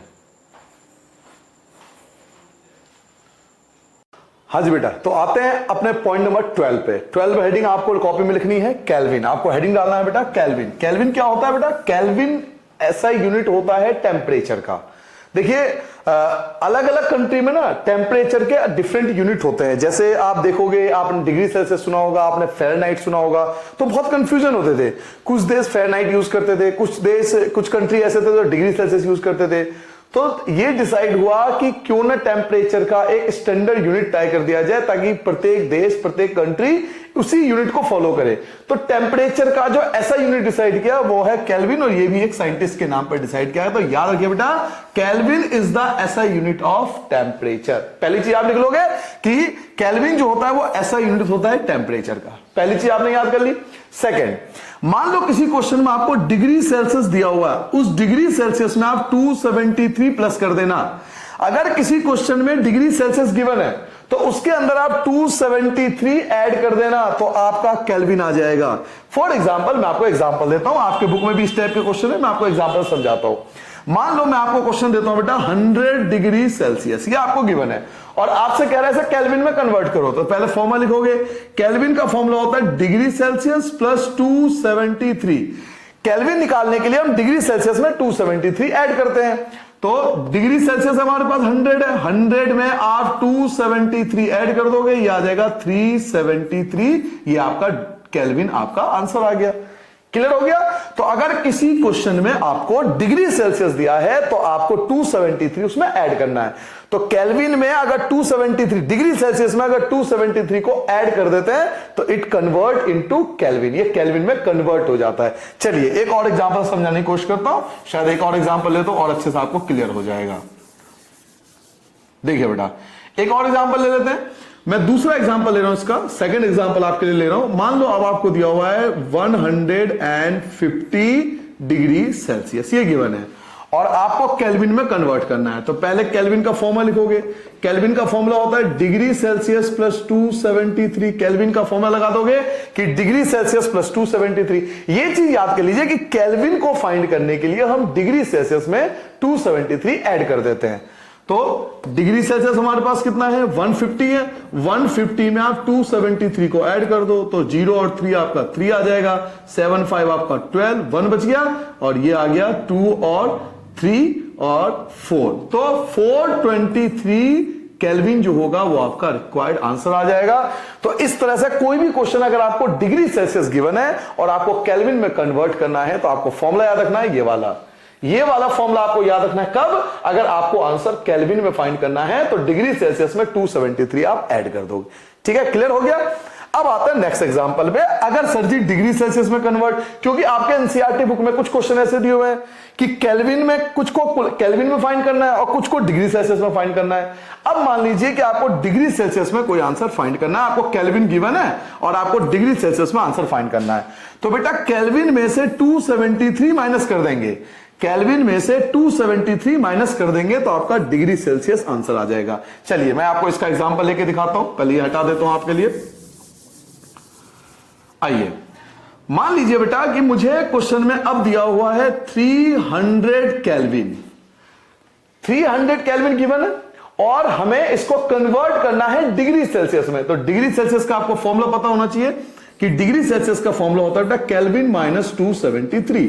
अगर मुझे डिग्री सेल्सियस चाहिए तो बेटा केल्विन में से 273 माइनस करते हैं। एक चीज याद रखनी है कि अगर केल्विन चाहिए तो 273 ऐड करना है, डिग्री सेल्सियस चाहिए तो 273 माइनस करना है, इतना याद रखना है। तो आपका 300 में से 273 आप माइनस कर दोगे, 300 में से 273 आप माइनस कर दोगे, ये आ जाएगा आपका 27 डिग्री सेल्सियस। क्लियर हो गया? तो इस प्रकार से अगर किसी क्वेश्चन में आपको किसी क्वेश्चन के अंदर बच्चों केल्विन दिया हुआ है और आपको डिग्री सेल्सियस में कन्वर्ट करना है तो आप केल्विन को डिग्री सेल्सियस में इस तरीके से कन्वर्ट कर सकते हो। एक और एग्जांपल ले लो, लास्ट एग्जांपल दे रहा हूं मैं अपनी तरफ से, एक और एग्जांपल आपको समझा रहा हूं। चलिए एक और एग्जांपल ले लेते हैं। मान लीजिए अब आपको दूसरा एग्जांपल मैं आपको देता हूं कि आपको दिया हुआ है 1000 आपको डिग्री सेल्सियस दिया हुआ है और आपको केल्विन में कन्वर्ट करना है। या आप केल्विन में कन्वर्ट कर लो, या आप मान लो आपको डिग्री सेल्सियस में निकालना है तो डिग्री, जो भी आपको फाइंड करना है उसके अकॉर्डिंग आपको फॉर्मूला लगाना है। तो हमें क्या गिवन है, हमें गिवन है डिग्री सेल्सियस, ये गिवन है। पहले इस चीज पे ध्यान दो, गिवन क्या है, डिग्री सेल्सियस गिवन है। अब डिग्री सेल्सियस दिया है तो डिग्री सेल्सियस का फॉर्मूला तो लगेगा नहीं, एक चीज दिया है तो दूसरी चीज का फॉर्मूला लगेगा। तो डिग्री सेल्सियस दिया हुआ है तो हम केल्विन का फॉर्मूला लगाएंगे। तो केल्विन का फॉर्मूला ये रहा आपके पास, क्या फॉर्मूला है, kelvin equal two degree Celsius में 273, हम ऐड कर देते हैं तो 1000 डिग्री सेल्सियस में 273 ऐड कर दोगे तो 1273 केल्विन, ये जो आपका होगा वो रिक्वायर्ड आंसर आ जाएगा। क्लियर हो गया।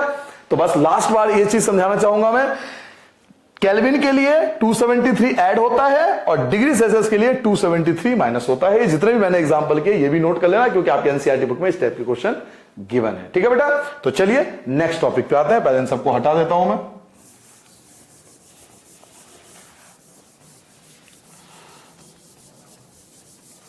चलिए बेटा, अब आते हैं हम अपने नेक्स्ट टॉपिक पे, देखते हैं नेक्स्ट टॉपिक हमारा क्या है।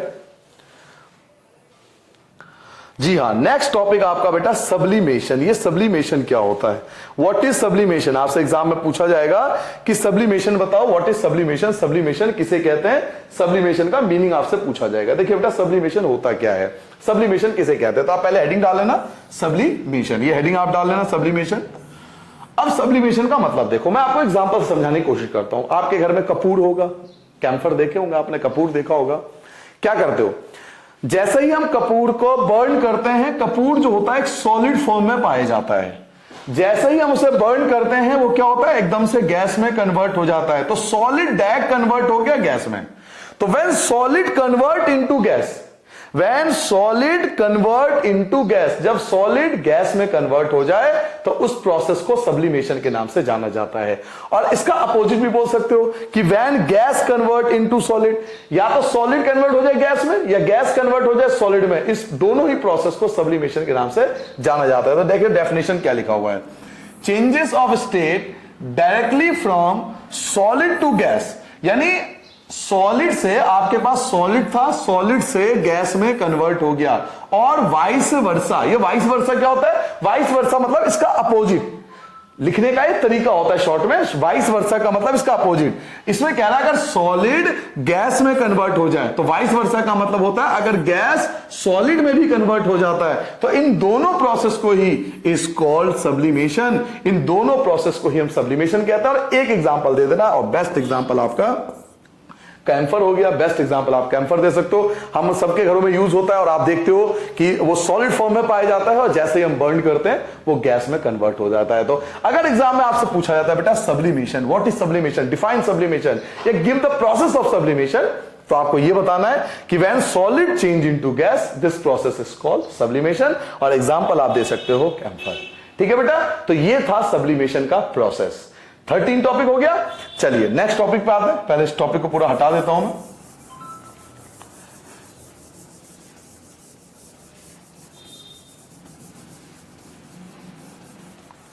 चलिए बेटा नेक्स्ट टॉपिक पे आते हैं हम अपने। लिखिए अपने कॉपी में, लिखिए 14 हेडिंग डालो बेटा, ड्राई आइस। जी हां, बेहतरीन टॉपिक है ड्राई आइस। सब्लिमेशन के बाद अगला टॉपिक है ड्राई आइस, और सब्लिमेशन से भी इसका रिलेशन है ड्राई आइस। देखो ड्राई आइस क्या होता है, बहुत अच्छा टॉपिक है, अपनी कॉपी में लिख लो बेटा ड्राई आइस। देखो ड्राई आइस, पहले तो आपको नाम याद रखना पड़ेगा कि ड्राई आइस किसे कहते हैं। बेटा ड्राई आइस जो होता है ना, वो होता है कार्बन डाइऑक्साइड। कार्बन डाइऑक्साइड को हम ड्राई आइस कहते हैं। मैंने आपको डायग्राम से भी दिखाने की कोशिश की है, ये डायग्राम आपको दिख रहा होगा, ये ड्राई आइस है। ये कार्बन डाइऑक्साइड को ड्राई आइस क्यों कहते हैं, तो पहले देखो 1 मार्क्स के लिए तो ये पूछा जाता है कि ड्राई आइस कहते कैसे हैं, तो आप बोलोगे carbon dioxide is called dry ice. आपको याद रखना है कार्बन डाइऑक्साइड को हम ड्राई आइस बोलते हैं। पहली चीज तो आप याद रखना कि कार्बन डाइऑक्साइड ड्राई है। 1 मार्क्स में आता है तो इतना बहुत है कि carbon dioxide is called dry ice. पहला पॉइंट ये हो गया। यह भी हो सकता है कि आपसे पूछा जाए कि भाई कार्बन डाइऑक्साइड को ड्राई आइस क्यों कहते हैं। ये तो आपने जान लिया कि कार्बन डाइऑक्साइड ड्राई आइस है, आपने याद भी कर लिया उस चीज को। तो कार्बन डाइऑक्साइड को हम ड्राई आइस क्यों कहते हैं, 3 मार्क्स में आपसे अगर पूछेगा तो रीजन भी पूछ सकता है, वाई क्यों कहते हैं इसको। तो आप आंसर क्या दोगे, तो आप आंसर दोगे solid carbon dioxide is called dry ice. Solid carbon dioxide को हम ड्राई आइस कहते हैं बिकॉज, क्योंकि when it is stored under high pressure. अगर कार्बन डाइऑक्साइड को बहुत ज्यादा हाई प्रेशर में स्टोर किया जाए, अगर कार्बन डाइऑक्साइड को बहुत हाई प्रेशर के साथ, अगर इस कार्बन डाइऑक्साइड को जो गैस है अगर बहुत हाई प्रेशर के साथ हम स्टोर करते हैं तो बच्चों ये आइस में कन्वर्ट हो जाता है, इसलिए इसका नाम पड़ा ड्राई आइस। लिक्विड नहीं आता इसलिए इसमें ड्राई वर्ड यूज हुआ है। तो आपको क्या लिखा, solid carbon dioxide is called dry ice because, क्योंकि when it is stored under high pressure, जब कार्बन डाइऑक्साइड को बहुत हाई प्रेशर पर स्टोर करते हैं, it convert directly to solid state. ये डायरेक्ट जो होता है वो सॉलिड स्टेट में कन्वर्ट हो जाता है, इसलिए हम कार्बन डाइऑक्साइड को ड्राई आइस के नाम से जानते हैं। क्लियर हो गया मैं क्या कह रहा हूं? आपसे दो चीज यहां पे क्लियर करनी है आपको। पहली, ड्राई आइस किसे कहते हैं? तो ड्राई आइस कहते हैं कार्बन डाइऑक्साइड को। पहला पॉइंट 1 मार्क्स के लिए हो गया। यही चीज आपके 3 मार्क्स के लिए आ जाए कि क्यों कहते हैं, तो आपको रीजन देना पड़ेगा कि सॉलिड कार्बन डाइऑक्साइड को ड्राई आइस हम इसलिए कहते हैं क्योंकि जब कार्बन डाइऑक्साइड को बहुत हाई प्रेशर पर हम उसे स्टोर करते हैं तो वो डायरेक्टली सॉलिड में कन्वर्ट हो जाता है, वो आइस में कन्वर्ट हो जाता है। अगर कार्बन डाइऑक्साइड को हम बहुत हाई प्रेशर में स्टोर करेंगे तो ये आइस में कन्वर्ट हो जाएगा, इस फॉर्म में दिखेगा। अच्छा, वापिस अगर हाई प्रेशर को हटा दो, तो अगर वापस हाई प्रेशर को हटा दो तो ये आइस जो, ये ड्राई आइस जो है ये लिक्विड नहीं बनेगा, ये वापस गैस बन जाएगा, कार्बन डाइऑक्साइड गैस बन जाएगा। ये ड्राई आइस लिक्विड में कन्वर्ट नहीं होगा, इसलिए तो वर्ड आ रहा है ड्राई आइस। लिक्विड में कन्वर्ट नहीं होगा, ये डायरेक्ट गैस में कन्वर्ट हो जाएगा अगर इसको अगर हाई प्रेशर से हटा दिया जाए तो। ठीक है, तो ये था आपका टॉपिक नंबर 14, नोट करो। फिर आता है टॉपिक नंबर 15 पे। चलिए नेक्स्ट टॉपिक पे आता है बेटा, टॉपिक नंबर 15। बहुत अच्छा क्वेश्चन है। ट्रांसफॉर्मेशन ऑफ, आपका हेडिंग क्या है बेटा, पढ़िए बोले, transformation of solid, liquid and gas. Solid, liquid and gas आपस में इनकी खासियत क्या है कि कोई भी किसी में कन्वर्ट हो सकता है। लिक्विड आप देखते हो आइस में कन्वर्ट हो जाता है, आइस लिक्विड में कन्वर्ट हो जाता है, उसे गैस में भी कन्वर्ट कर सकते हैं। तो ये ट्रांसफॉर्मेशन है कि तीनों स्टेट जो आपने पढ़े ना, सॉलिड, लिक्विड, गैस, ये आपस में ट्रांसफॉर्म हो सकते हैं, कन्वर्ट हो सकते हैं। तो इस प्रोसेस का नाम दिया गया है कि कौन सी चीज किसमें कन्वर्ट हो गई, उस प्रोसेस को आपको जानना पड़ेगा कि उसका नाम क्या है। पहले मैं आपको यह समझाने की कोशिश करता हूं, उसके बाद मैं आपको फिगर से, डायग्राम से समझाऊंगा। आपको कॉपी में डायग्राम भी बनानी है और यह भी लिखना है। कुछ बच्चे यहां समझ लेना, कुछ बच्चे डायग्राम समझ लेना, तो अच्छे से क्लियर हो जाएगा। देखिए बेटा, क्या होता है जब सॉलिड लिक्विड में कन्वर्ट होता है, when solid convert into liquid, it is called fusion और मेल्टिंग। या तो इसे फ्यूजन बोलते हैं या फिर मेल्टिंग बोलते हैं। तो आपसे अगर एग्जाम में पूछता है व्हाट इज फ्यूजन या व्हाट इज मेल्टिंग, आप पहले भी पढ़ चुके हो, तो बेटा फ्यूजन या मेल्टिंग का मतलब होता है when solid convert to liquid. जब सॉलिड कन्वर्ट होता है लिक्विड में तो इसको हम फ्यूजन बोलते हैं। फर्स्ट पॉइंट आपको ये याद रखना है, ठीक है।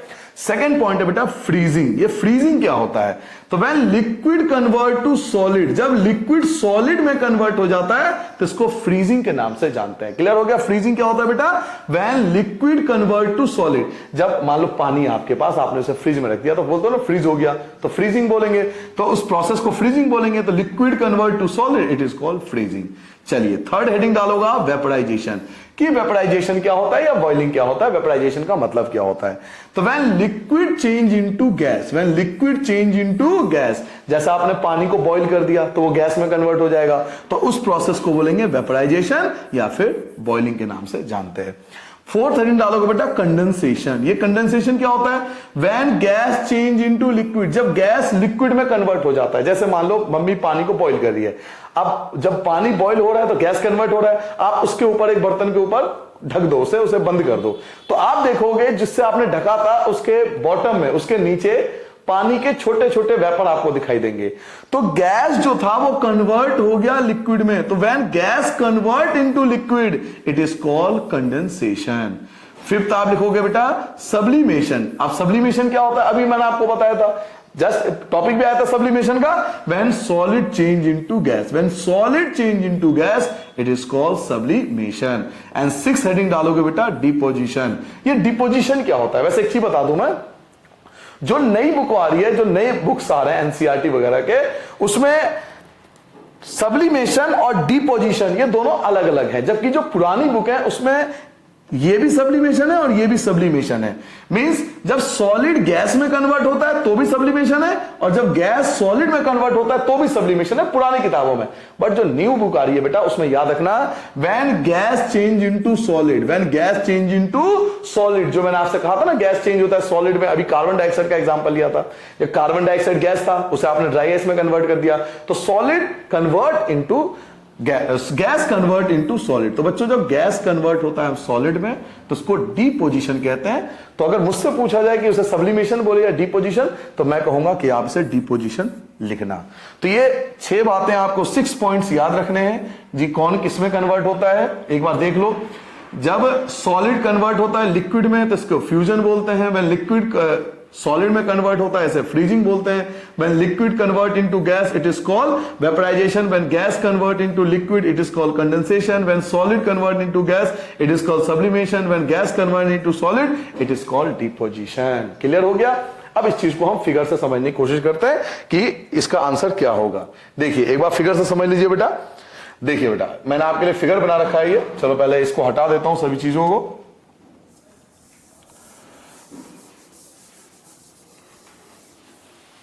चलिए जी, अब आपको डायग्राम दिख रहा होगा। जरा डायग्राम को देखो, मैंने 3 चीज बना दिया। ये आपके लिए गैस है, या गैस बना दिया मैंने, ये गैस है, ये आप सॉलिड है और ये लिक्विड है। ठीक है, आपको ये बनाने की आवश्यकता नहीं है, बस सिंपल नाम लिख देना, यहां गैस लिख देना, यहां सॉलिड लिख देना और यहां लिक्विड लिख देना। इसी चीज को जो आपने अभी समझा था उस चीज को मैं फिगर से समझा रहा हूं। ध्यान से देखो, when solid convert into gas, arrow बना हुआ ना, देखो ध्यान से, when solid convert into gas it is called sublimation, and when gas convert into solid, when gas convert into solid it is called deposition। जो मैंने आपको यहां समझाया उसे हम फिगर से समझ रहे हैं। when solid convert into liquid, देखो एरो बना हुआ है, एरो बना हुआ रेड पेन से दिख रहा होगा आपको। when solid convert into liquid it is called melting, and when liquid convert into solid, when liquid convert into solid it is called freezing। तो एक पॉइंट ये हो गया, एक पॉइंट ये हो गया, थर्ड ये हो गया, फोर्थ ये हो गया, फिफ्थ देखो इवेपोराइजेशन क्या होता है, when liquid change into gas, when liquid change into gas it is called evaporization। और 6 पॉइंट क्या लिखोगे, when gas change into liquid, when gas change into liquid it is called condensation. तो या तो आपकी मर्जी, आप यहां से समझ लो, टेबल समझ लोगे तो भी आवश्यकता नहीं है, या फिर आप फिगर से समझ लो। आप दोनों बना लेना। आप एक काम करना, एक तो टेबल भी बना लेना याद करने के लिए, और ये फिगर भी याद रखना, तो ज्यादा है, दोनों तरीके से आपको हमेशा याद रहेगा। तो 6 प्रोसेस है, लास्ट बार आपको बताता हूं 6 प्रोसेस है, एक बार जल्दी से बताता हूं, रिवाइज कर देता हूं। देखिए बेटा, पहला क्या था, when solid convert into gas it is called sublimation, when gas convert into solid it is called deposition, when solid convert into liquid it is called melting, when liquid convert into solid it is called freezing, when liquid convert into gas it is called evaporation, and when gas convert into liquid it is called condensation। ठीक है बेटा, तो ये 6 definition आपको याद रखनी है इस पॉइंट के अंदर। तो ये आपने नोट करना है, उसके बाद हम नेक्स्ट टॉपिक पे आते हैं। ठीक है, नोट कर ले सबने, फिगर भी बना लेना और फिर ये भी टेबल भी नोट कर लेना ताकि आपकी कंफ्यूजन ना हो कहीं पे। चलिए इसे हटा देता हूं बेटा।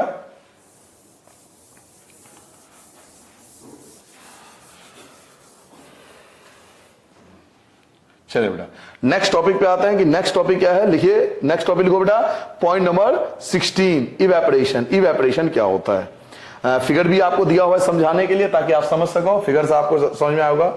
जब सनलाइट, पहले फिगर पे ही ध्यान दो बेटा, जब सनलाइट वाटर पे आता है तो आपको पता है कि बहुत सारा वाटर क्या होता है, इवेपोरेट हो जाता है।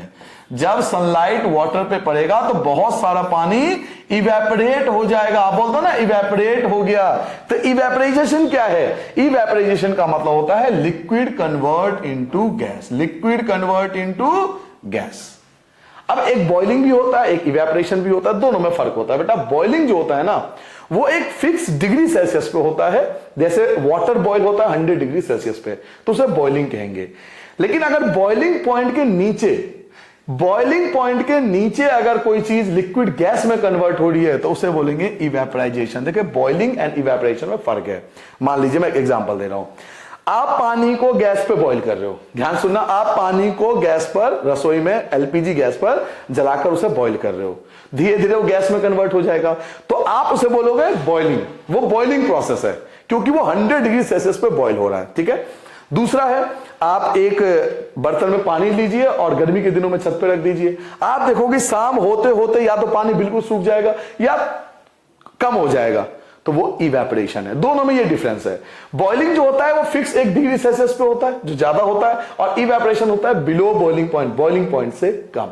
एग्जांपल्स आपको समझ में आ गया। लेकिन दोनों प्रोसेस में क्या होता है, लिक्विड जो होता है when liquid convert into gas, liquid gas में कन्वर्ट होता है दोनों ही प्रोसेस में। तो देखो डेफिनेशन क्या है, the phenomenon of change of liquid into gas. ये तो पहले ही बोल दिया कि लिक्विड गैस में कन्वर्ट होगा, लेकिन अगर आप केवल इतना लिखते हो तो टीचर क्वेश्चन मार्क डाल देंगे। क्यों डाल देंगे, क्योंकि बॉइलिंग का मतलब ही यही होता है, लिक्विड कन्वर्ट इनटू गैस। तो आपको यह भी लिखना पड़ेगा, at any temperature boiling point, at any temperature, यहां बेटा बिलो आएगा, यहां पर बिलो लिख देना बेटा, एट एनी टेम्परेचर बिलो, ये वर्ड ऐड कर देना बेटा यहां पर, at any temperature below A boiling point is called evaporation. मतलब कब, जब कोई लिक्विड गैस में कन्वर्ट होगा कोई भी टेम्परेचर, लेकिन वो बिलो होना चाहिए। यहां बिलो ऐड कर लेना बेटा, बिलो अपनी तरफ से ऐड कर लेना, below boiling point, boiling point से नीचे टेम्परेचर पर, जब बॉइलिंग पॉइंट से नीचे टेम्परेचर पर लिक्विड गैस में कन्वर्ट हो जाती है तो उसे हम इवेपोराइजेशन कहते हैं। क्लियर हो गया। लास्ट में बता रहा हूं, लिक्विड गैस में कन्वर्ट हो जाएगा वो इवेपोरेशन है, तो वो तो बॉइलिंग में भी होता है, बॉइलिंग एक फिक्स टेम्परेचर पे होता है, इवेपोरेशन बिलो बॉइलिंग पॉइंट माना जाता है। ठीक है, तो मैंने एग्जांपल दिया आपको, एक तो घर में हम पानी को उबालते हैं वो बॉइलिंग कहलाएगा, और अगर सनलाइट में हम पानी को छोड़ देते हैं उससे जो पानी इवेपोरेट होता है वो इवेपोरेशन कहलाता है। ठीक है, चलिए 16 टॉपिक था आपका इवेपोरेशन। अब हम 17 पॉइंट पे आएंगे। पहले से हटा देता हूं बेटा, इन सब पॉइंट्स को हटा देता हूं पहले। चलिए जी, पॉइंट नंबर 17 अपनी कॉपी में लिखिए बेटा, factors affecting the rate of evaporation. बहुत ज्यादा एग्जाम में आता है और मैं आपसे यही कहूंगा कि इसे आप मोस्ट इंपोर्टेंट जरूर लिख लेना, मोस्ट इंपोर्टेंट जरूर लिख लेना।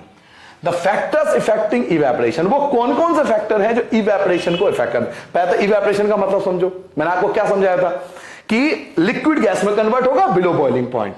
तो इवेपोरेशन, जब भी इवेपोरेशन वर्ड आए ना, एक चीज याद रखो, जो मम्मी कपड़े सुखाते हैं या आप कपड़े सुखाने जाते हो ना छतों पर, वो इवेपोरेशन प्रोसेस है। जो हम कपड़े सुखाते हैं वो इवेपोरेशन प्रोसेस है।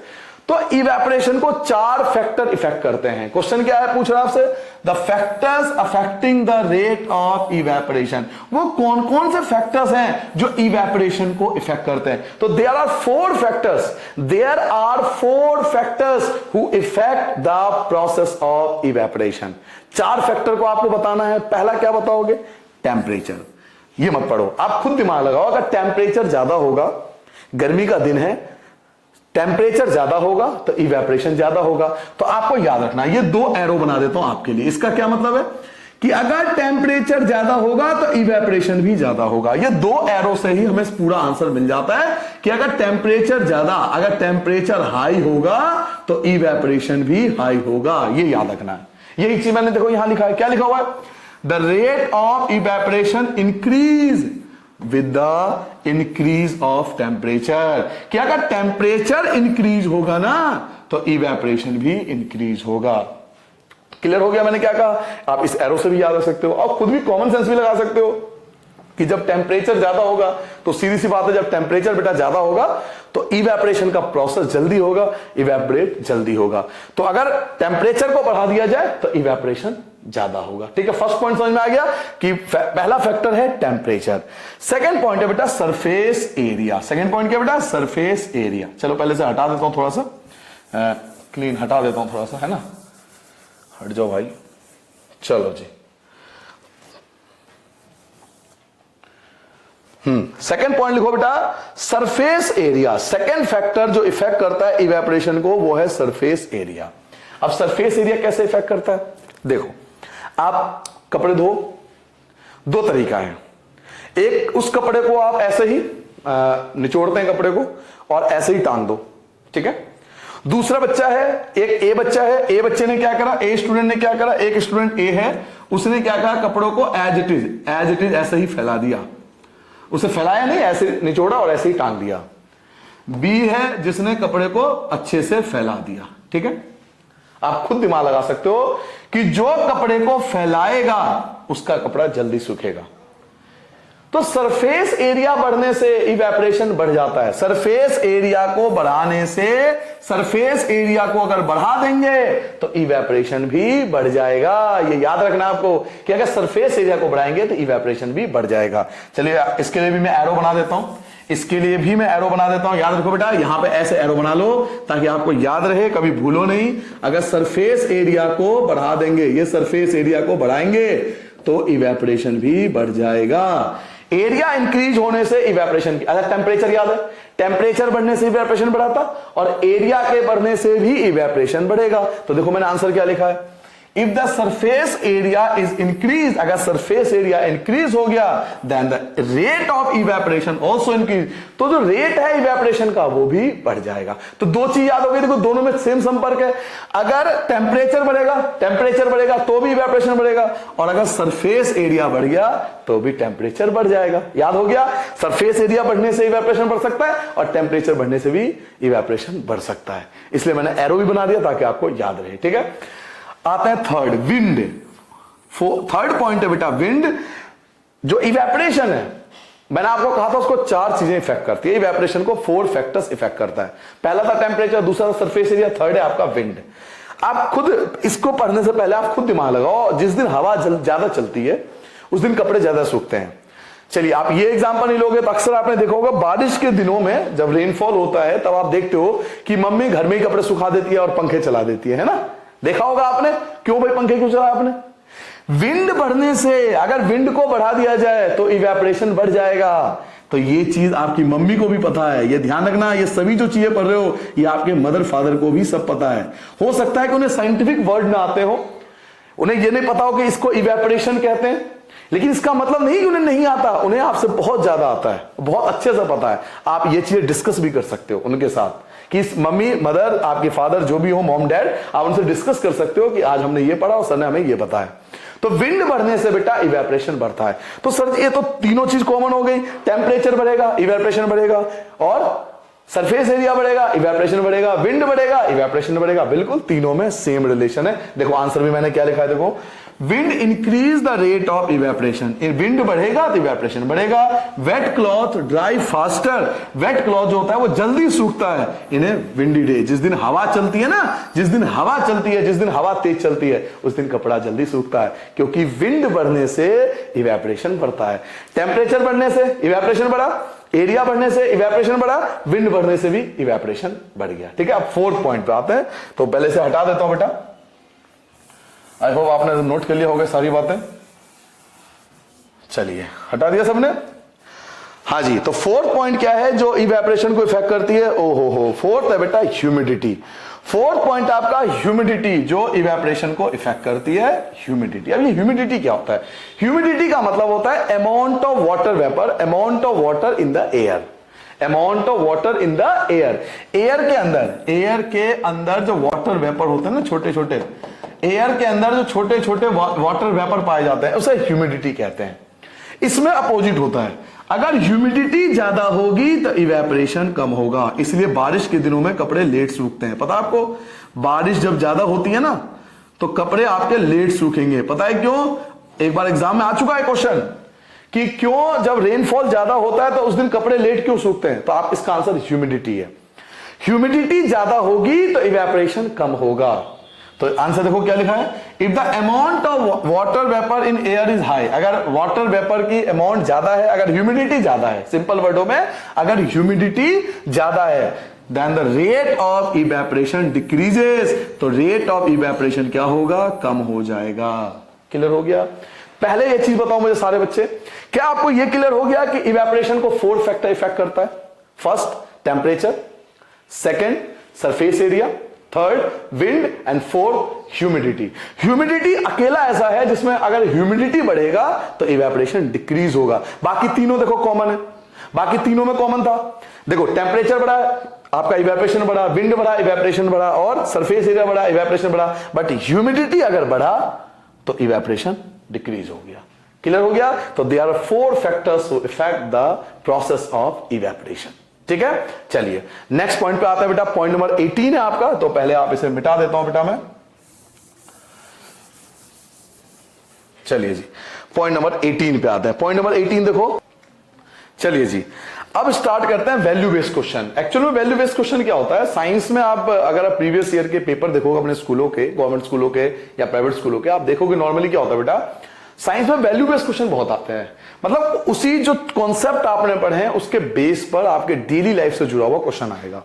जैसे आपने पढ़ा इवेपोरेशन, इवेपोरेशन आप पढ़ चुके हो, कई बार आप पढ़ चुके हो। इवेपोरेशन क्या होता है, इवेपोरेशन आपने पढ़ा था when liquid change into gas, ये आप कई बार पढ़ चुके हो, ठीक है।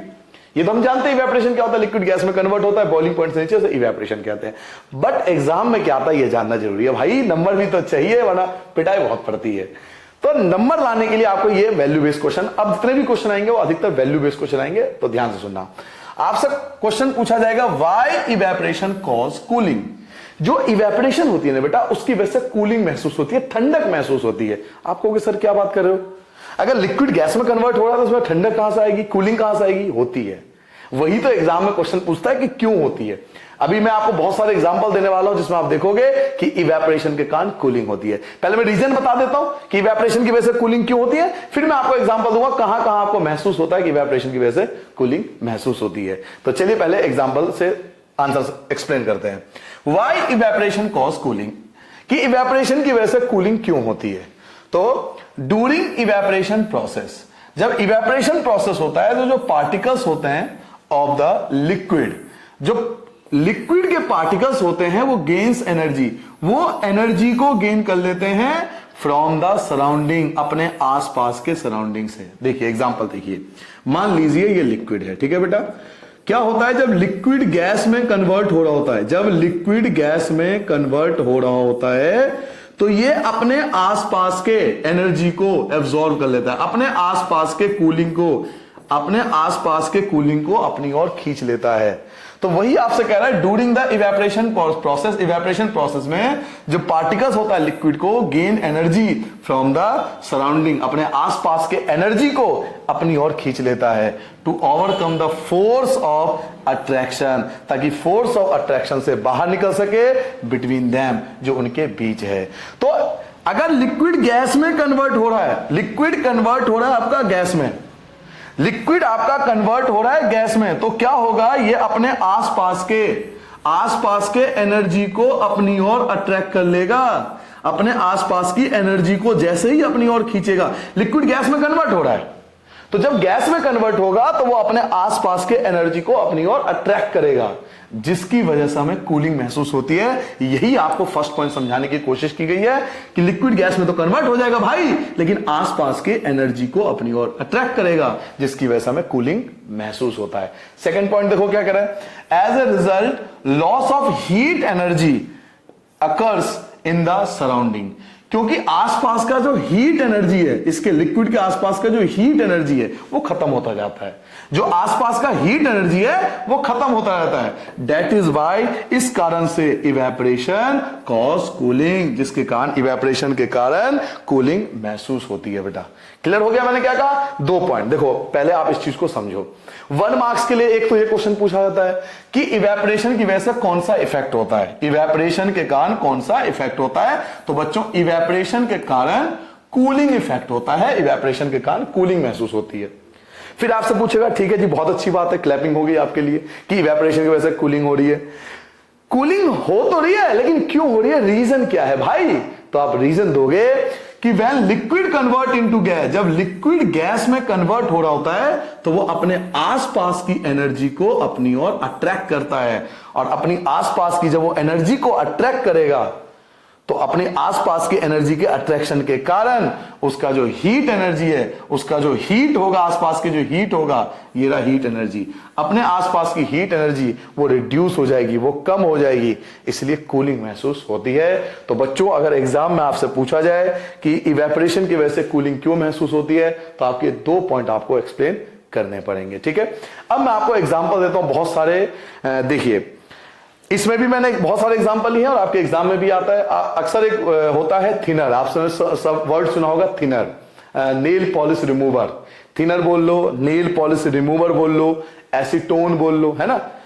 इनको आप हल्का सा ही नेल पे अगर 1 बूंद या 2 बूंद, अब एक क्वेश्चन इसमें भी आएगा, लेते हो तो आप एकदम से कूलिंग महसूस करते हो। क्यों? ड्यू टू इवेपोरेशन, इवेपोरेशन के कारण। आपने देखा मटके का पानी देखते हो, जो अर्थन पॉट होता है, मटके का पानी जो मिट्टी से बना हुआ बर्तन होता है, उसके अंदर पानी हमेशा ठंडा होता है। क्यों? Due to evaporation. ऐसे बहुत सारे एग्जांपल आपको बता सकता हूं, और मैंने बहुत सारे एग्जांपल लिए हैं जो आपके एनसीईआरटी बुक में भी दिया हुआ है। तो पहले तो हमने ये डिस्कस करा कि इवेपोरेशन की वजह से कूलिंग होता है, तो क्यों होता है? तो ये दो रीजन दोगे कि इवेपोरेशन के कारण, इन दोनों कारणों से कूलिंग महसूस होती है। ठीक है, नोट कर लिया आपने। अब आते हैं इसके बाद नेक्स्ट पॉइंट पे। तो पहले से हटा देता हूं मैं।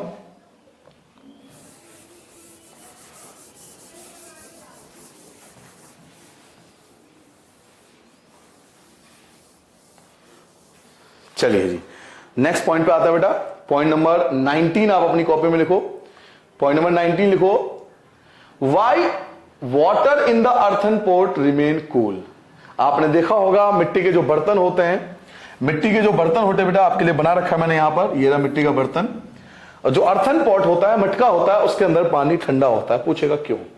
अगर 1 मार्क्स में आए तो आप डायरेक्ट इवेपोरेशन लिख देना, ड्यू टू इवेपोरेशन प्रोसेस। खत्म हो गया आपका आंसर। मैंने लिख भी रखा है ड्यू टू इवेपोरेशन प्रोसेस। आप डायरेक्ट इवेपोरेशन आंसर लिख दोगे, आपका नंबर आपको मिल जाएगा। अगर 1 मार्क्स में आए, आपसे पूछा जाएगा कि मटके का पानी ठंडा क्यों होता है, ऐसा क्या है जिसके कारण मटके का पानी ठंडा होता है।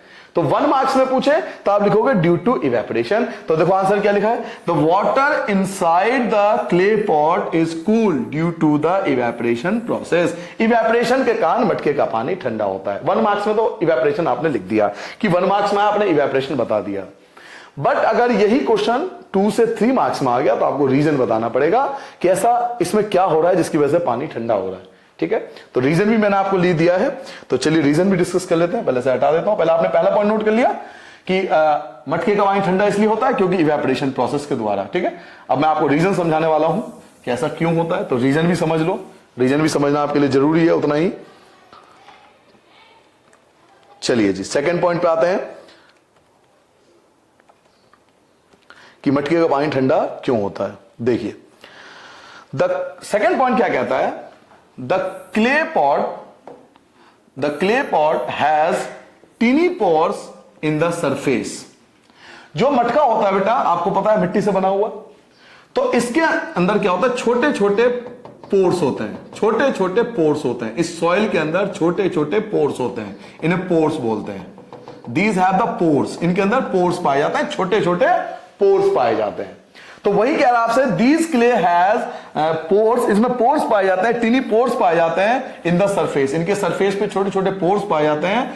एंड वाटर गेट इवेपोरेट, और वाटर इवेपोरेट होता है उस पोर्स के द्वारा, वाटर इवेपोरेट होता है वेरी क्विकली, बहुत जल्दी जल्दी, through these pores, in pores के द्वारा वाटर इवेपोरेट होता है। तो ड्यू टू दिस इवेपोरेशन, इस इवेपोरेशन के कारण, क्योंकि वाटर इवेपोरेट हो रहा है, वाटर इसमें से, इस पोर्स में से वाटर क्या हो रहा है, इन पोर्स में से वाटर इवेपोरेट हो रहा है।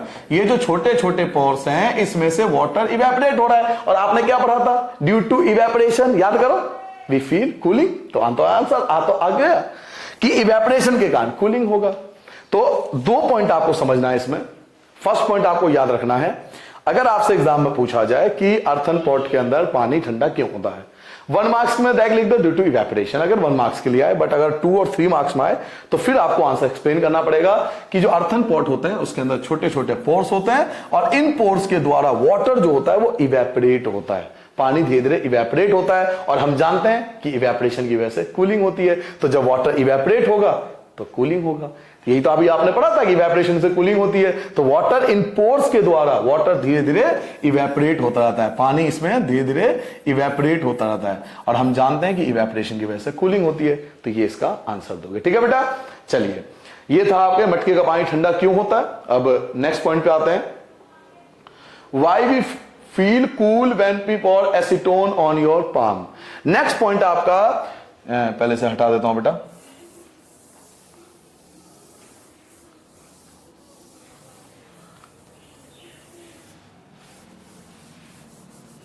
चलिए जी, नेक्स्ट पॉइंट देखो क्या है, वाई वी फील कूल, हमें ठंडक महसूस क्यों होती है, हमें ठंडक महसूस क्यों हो रही है, when we pour acetone on your palm. अगर हम अपने हथेली पे अगर हम अपने हथेली पे थोड़ा सा 1 या 2 बूंद एसीटोन ले लेते हैं तो हमें ठंडक महसूस क्यों होती है? ऐसा क्या रीजन है जिसके कारण अगर हम हथेली पे 1 या 2 बूंद एसीटोन का ड्रॉप ले लेते हैं तो हमें ठंडक महसूस क्यों होती है? रीजन क्या है ये आपसे पूछा जाएगा कि एसीटोन के कारण ठंडक महसूस क्यों हो रही है। तो देखिए आंसर क्या लिखोगे, when we put some acetone और पेट्रोल और परफ्यूम ऑन आवर पाम, जब हम थोड़ा सा एसीटोन या तो एसीटोन ले लें या पेट्रोल ले लें या परफ्यूम ले लें, इनमें से कोई भी आप थोड़ा सा भी अगर अपने हाथों पे लेते हो, ऑन योर पाम, अपनी हथेली पे रखते हो, इट इवेपरेट्स। ये देखो ये है आंसर, इट इवेपरेट्स, ये इवेपरेट्स होता है। और मैंने आपको क्या समझाया था? Due to evaporation cooling. आ गया आंसर। तो मेन इवेपरेशन प्रोसेस ही तो है जो आपको पहले समझाया था, इस टॉपिक से पहले इवेपरेशन आया था। तो एग्जाम में आपसे ये पूछा जाएगा कि एसीटोन को अगर हम 1 या 2 बूंद एसीटोन ले लें, अगर हम 1 या 2 बूंद एसीटोन अपने हथेली पे लेते तो हमें ठंडक महसूस क्यों होती है, ये आपसे पूछा जाएगा। तो आप ये बताओगे कि अगर हम 2 या 3 बूंद एसीटोन या फिर परफ्यूम या पेट्रोल अपने हथेली पे लेते हैं, अपने पाम पे लेते हैं, तो वो इवेपरेट होता है और हम जानते हैं कि इवेपरेशन के कारण कूलिंग महसूस होती है। तो इसका आंसर भी यही है। तो सेकंड पॉइंट देखो, आप सेकंड पॉइंट लिख सकते हो, इसको पहले हटा देता हूं बेटा। सेकंड पॉइंट लिख सकते हो आप, ये तो फर्स्ट पॉइंट आप लिखोगे इवेपरेट होता है, और सेकंड पॉइंट आपका रीजन में आ जाएगा ड्यू टू इवेपरेशन। ये आगे आंसर देखो, ड्यू टू इवेपरेशन, इवेपरेशन के कारण, ड्यू टू इवेपरेशन, इवेपरेशन के कारण particles of the liquid absorb energy. जो लिक्विड के पार्टिकल्स होते हैं वो आसपास के एनर्जी को, अपने आसपास की एनर्जी को अपनी ओर अट्रैक्ट कर लेते हैं। जो लिक्विड के पार्टिकल्स होते हैं वो अपने आसपास की एनर्जी को अपनी ओर अट्रैक्ट कर लेते हैं, जिसकी वजह से हमें कूलिंग महसूस होता है। सिंपल था ना? तो सबका प्रोसेस यही है, इवेपरेशन। इवेपरेशन कूलिंग महसूस करता है। तो अर्थन पॉट वाला जो टॉपिक कराया उसका आंसर भी यही था। एसीटोन वाला जो टॉपिक कर रहे हो इसका आंसर भी यही है कि ड्यू टू इवेपरेशन हमें कूलिंग महसूस होता है। तो सेकंड पॉइंट आपको ये लिखना है, ठीक है बेटा। चलिए अब आते हैं अपने नेक्स्ट टॉपिक पे। पहले इस टॉपिक को हटा देते हैं अपना कंप्लीट। चलिए जी, नोट कर लिया आपने। अब आते हैं अपने नेक्स्ट टॉपिक पे। ये था आपका एसीटोन वाला टॉपिक। अब देखते हैं नेक्स्ट टॉपिक क्या है हमारा। नेक्स्ट टॉपिक है बेटा टॉपिक नंबर 21। क्या है हेडिंग है देखो, why do people sprinkle water on the roof after a hot sunny day. आप अक्सर देखते हो जो लोग होते हैं वो गर्मी के दिनों में क्या करते हैं, पानी को छिड़कते हैं, स्प्रिंकल वाटर। कहां पर? या तो रूफ पे, या फिर ये भी आ सकता है पार्क में, पार्क भी लिखा हुआ आ सकता है, या घर के आगे भी देखते हो आप, घर के आगे रोड पे भी करते हैं लोग, दुकान के आगे भी करते हैं। देखते हो ना गर्मी के दिनों में काफी लोग पानी छिड़कते हैं। क्यों, ऐसा क्यों है? Why do people sprinkle water, पानी क्यों छिड़क रहे हैं लोग ऑन रूफ पर या सरफेस पर हॉट समर डे, गर्मी के दिनों में, ऐसा क्यों होता है? तो आंसर क्या दोगे, when people sprinkle water on hot and dry roof on a sunny day, जब लोग गर्मी के दिनों में घर के छतों पर या फिर रोड भी लिख सकते हो पानी डालते हैं, that water evaporates, वो पानी इवेपरेट्स होता है।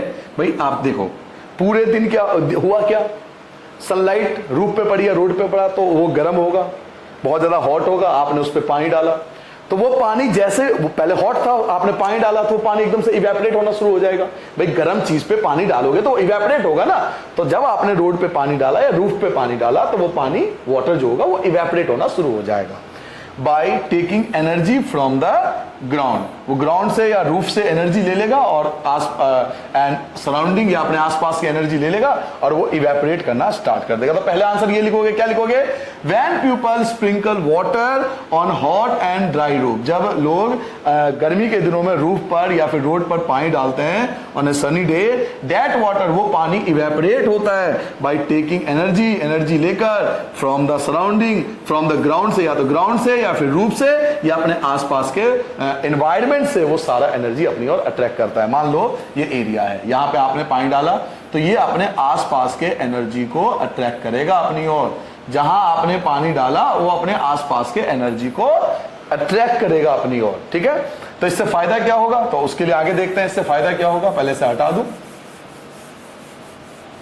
आगे क्या आप आंसर लिखोगे। चलो जी, ये तो इन्होंने दिखा दिया आपको कि आपने उस आसपास के जो वाटर है, एनर्जी है, उसको खींच लिया। तो पहला पॉइंट तो आपको ये लिखना है। सेकंड पॉइंट देखो क्या होगा, जब आप उसने पानी एनर्जी को अपने आसपास इवेपोरेट कर लिया, सेकेंड पॉइंट देखो, फर्स्ट पॉइंट में आपने क्या सीखा कि जब हम पानी डालेंगे तो अपने आसपास की एनर्जी को अपनी ओर अट्रैक्ट कर लेगा। सेकेंड पॉइंट देखो क्या है, the evaporation of water cause cooling effect. हम जानते हैं कि इवेपोरेशन की वजह से कूलिंग इफेक्ट होता है। ये आवाज आप कई बार अब तो याद हो चुका होगा, क्योंकि पानी इवेपोरेट हुआ था और इवेपोरेशन के कारण कूलिंग इफेक्ट होता है। तो इवेपोरेशन के कारण कूलिंग इफेक्ट हो गया, because the large latent heat of vaporisation of water helps to cool the hot surface.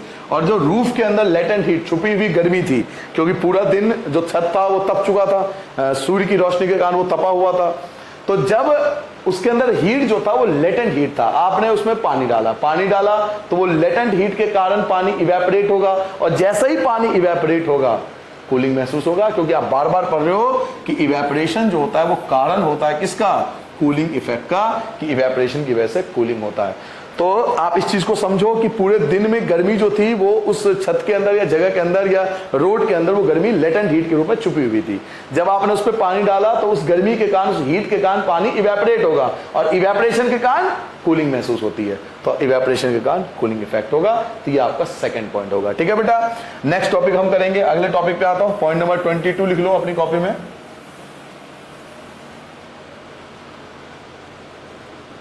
चलिए जी, पॉइंट नंबर आता है बेटा 22 पे सॉरी 22 क्या पॉइंट है, why do water droplet from on the outside of A cold. हाँ ठीक है जी, देखो सेकंड नेक्स्ट पॉइंट है बेटा, why do water droplets form on the outside of A cold glass.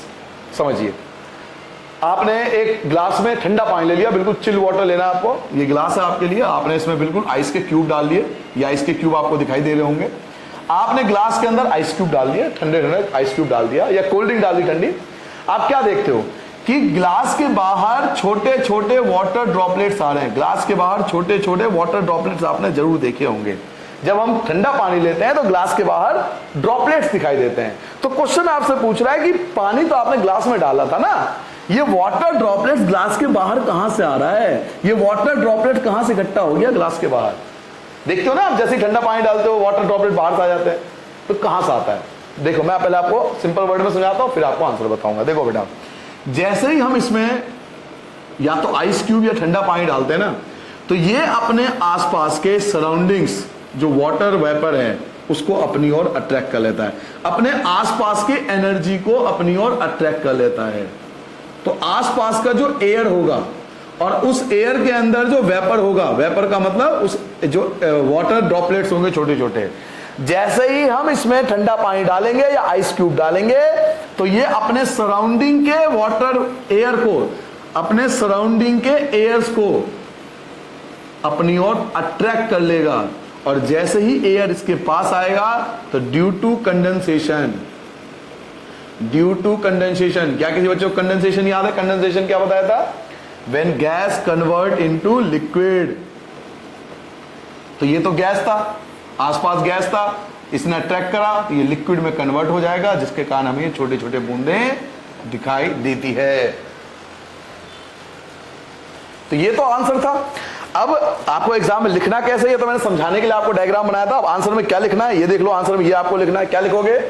The water vapour present in air. जो water vapour present है air में, जो एयर में वाटर वेपर प्रेजेंट है, coming in contact with the cold glass, वो cold glass के contact में आता है। जो मैंने आपको बताया था ना, एयर के अंदर जो वाटर वेपर है वो ग्लास के कॉन्टैक्ट में आता है, और वाटर लॉसेस एनर्जी, इसकी जो एयर की जो एनर्जी है वो खत्म हो जाती है जब उसके कॉन्टैक्ट में आता है, and gets convert to the liquid state. और ये गैस जो था, ये गैस कन्वर्ट हो जाती है लिक्विड में, और हम जानते हैं जब गैस लिक्विड में कन्वर्ट होती है तो इसको कंडेंसेशन के नाम से इसको जानते हैं। तो ड्यू टू कंडेंसेशन के कारण ये गैस लिक्विड में कन्वर्ट हो जाती है, जिसके कारण हमें छोटे छोटे एयर ड्रॉपलेट्स या छोटे छोटे जो वाटर ड्रॉपलेट्स है वो ग्लास के बाहर दिखाई देता है। तो आंसर आप ये लिखोगे, the water vapour present in air, जो वाटर वेपर एयर में है, on coming in the contact with the cold glass, जब वो कोल्ड ग्लास के कॉन्टैक्ट में आता है, लॉसेस एनर्जी, वो अपनी एनर्जी को लॉस कर देता है,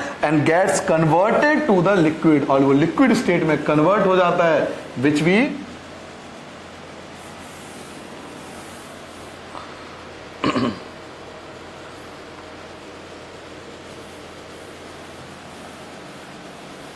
चलिए जी, तो आगे क्या लिखोगे? Coming in the contact with the water, उसके बाद आगे ये आ गया losses energy and gets converted to the liquid state, liquid state में कन्वर्ट होगा, विच वी सी, जो हमें दिखाई देता है वाटर ड्रॉपलेट्स के रूप में, दिस इज कॉल्ड कंडेंसेशन। देखो वर्ड आ गया ना कंडेंसेशन, ये आ गया, ये वर्ड है main, condensation, condensation word main है। अब मेरी बात ध्यान सुनना, अगर ये क्वेश्चन 1 मार्क्स में आए, अगर यही क्वेश्चन आपके पेपर में 1 मार्क्स में आए कि भाई साहब वाटर ड्रॉपलेट क्यों दिखाई दे रहा है, जब हमने ठंडा पानी लिया ग्लास में तो वाटर ड्रॉपलेट क्यों दिखाई दे रहा है, तो 1 मार्क्स में आप लिख दोगे ड्यू टू कंडेंसेशन, बस आंसर खत्म। 1 मार्क्स में ड्यू टू कंडेंसेशन, खत्म हो गया आपका आंसर। बट बेटा अगर यही क्वेश्चन 2 से 3 मार्क्स में आ गया तो then you have to explain it, तो आपको एक्सप्लेन करना पड़ेगा। एक बार लास्ट बता देता हूं कि आपके पास, आपने ग्लास में ठंडा पानी लिया था, आइस क्यूब लिए थे, जैसे ही आप आइस क्यूब लोगे वो आसपास के एयर को अपनी ओर अट्रैक्ट करेगा, तो आसपास का जो एयर है ये वाटर में कन्वर्ट हो जाएगा ड्यू टू कंडेंसेशन, कंडेंसेशन के कारण ऐसा होता है। क्लियर हो गया बेटा? चलिए जी, नोट कर लिया सबने क्यों ऐसा होता है, नोट कर लिया सबने? चलिए आगे बढ़ते हैं, अब इस पॉइंट को हटा देते हैं यहां से। नेक्स्ट पॉइंट देखते हैं हमारा क्या है। नेक्स्ट पॉइंट लिखो बेटा 23, point number 23, why does a desert cooler cool better on a hot and dry day. देख तो आप, जिस दिन गर्मी ज्यादा होती है उस दिन जो कूलर होता है वो अच्छे से ठंडक देता है, ठंडक बहुत ज्यादा देता है। क्वेश्चन ये है Why does a desert cooler, जो कूलर होता है वो कूल ज्यादा होता है कब? Hot and dry day. जब हॉट एंड ड्राई डे होता है उस दिन, जिस दिन बहुत ज्यादा गर्मी होती है उस दिन आपका कूलर बहुत अच्छे से ठंडक देता है। क्यों आपसे पूछेगा ऐसा क्या रीजन है? तो देखो आंसर क्या दोगे, आंसर आप बताता हूं मैं, आप पहले पॉइंट ले आओ। पहला पॉइंट, फर्स्ट पॉइंट और सेकंड पॉइंट, 2 पॉइंट में आंसर लिखना बेटा। पहला पॉइंट देखो क्या लिखोगे बेटा? A desert cooler cools better on hot dry day. एक डेजर्ट कूलर जिस दिन गर्मी होती है उस दिन ज्यादा अच्छे से कूलिंग देता है, बिकॉज, क्योंकि on a hot dry day, जिस दिन गर्मी ज्यादा होती है, टेम्परेचर इज हाई, टेम्परेचर बहुत ज्यादा होता है, and humidity is less, temperature ज्यादा होगा और ह्यूमिडिटी कम होगा। तो जब टेम्परेचर ज्यादा होगा और ह्यूमिडिटी कम होगा तो इवेपोरेशन ज्यादा होगा, which help in better evaporation, evaporation ज्यादा होगा। और ड्यू टू इवेपोरेशन, आगे ड्यू टू इवेपोरेशन कूलिंग महसूस होती है। ये बात आप कई बार पढ़ चुके हो, तो ये चीज आपको समझनी पड़ेगी। बार बार मैं आपको कह रहा हूं कि इवेपोरेशन की वजह से कूलिंग महसूस होता है। तो अगर आपसे एग्जाम में बेटा पूछा जाए कि जब हॉट समर डे होता है, जब गर्मी ज्यादा होती है, उस दिन आपका जो कूलर है वो अच्छे से ठंडक क्यों देता है, तो उस दिन आप ये सिंपल आंसर ये बता सकते हो कि जिस दिन ज्यादा गर्मी होती है उस दिन टेम्परेचर तो हाई होता है, टेम्परेचर आपका ज्यादा होगा और ह्यूमिडिटी कम होगा। तो जब टेम्परेचर ज्यादा होगा और ह्यूमिडिटी कम होगा ना, तो इवेपोरेशन बहुत अच्छे से होगा, और हम जानते हैं कि इवेपोरेशन की वजह से कूलिंग महसूस होती है। तो यही आंसर लिखा है, due to the higher rate of evaporation, evaporation के कारण it gives better cooling effect, ये अच्छे से कूलिंग इफेक्ट देता है। तो आप देखते हो हर क्वेश्चन को आंसर, मेन कॉन्सेप्ट को समझो, कॉन्सेप्ट आपने समझ लिया तो आपको सारे क्वेश्चन वैसे ही क्लियर हो जाएंगे। ठीक है, तो जल्दी से नोट कर लो, समझ में आ गया कॉन्सेप्ट कि इवेपोरेशन मतलब जिस दिन गर्मी ज्यादा होगी उस दिन ह्यूमिडिटी कम होगी, और जिस दिन ह्यूमिडिटी कम होगी इवेपोरेशन अच्छे से होगा, इवेपोरेशन की वजह से कूलिंग महसूस होती है। ठीक है, चलिए सभी नोट कर लिया बेटा। अब आते हैं नेक्स्ट पॉइंट पे, पहले से हटा देता हूं बेटा।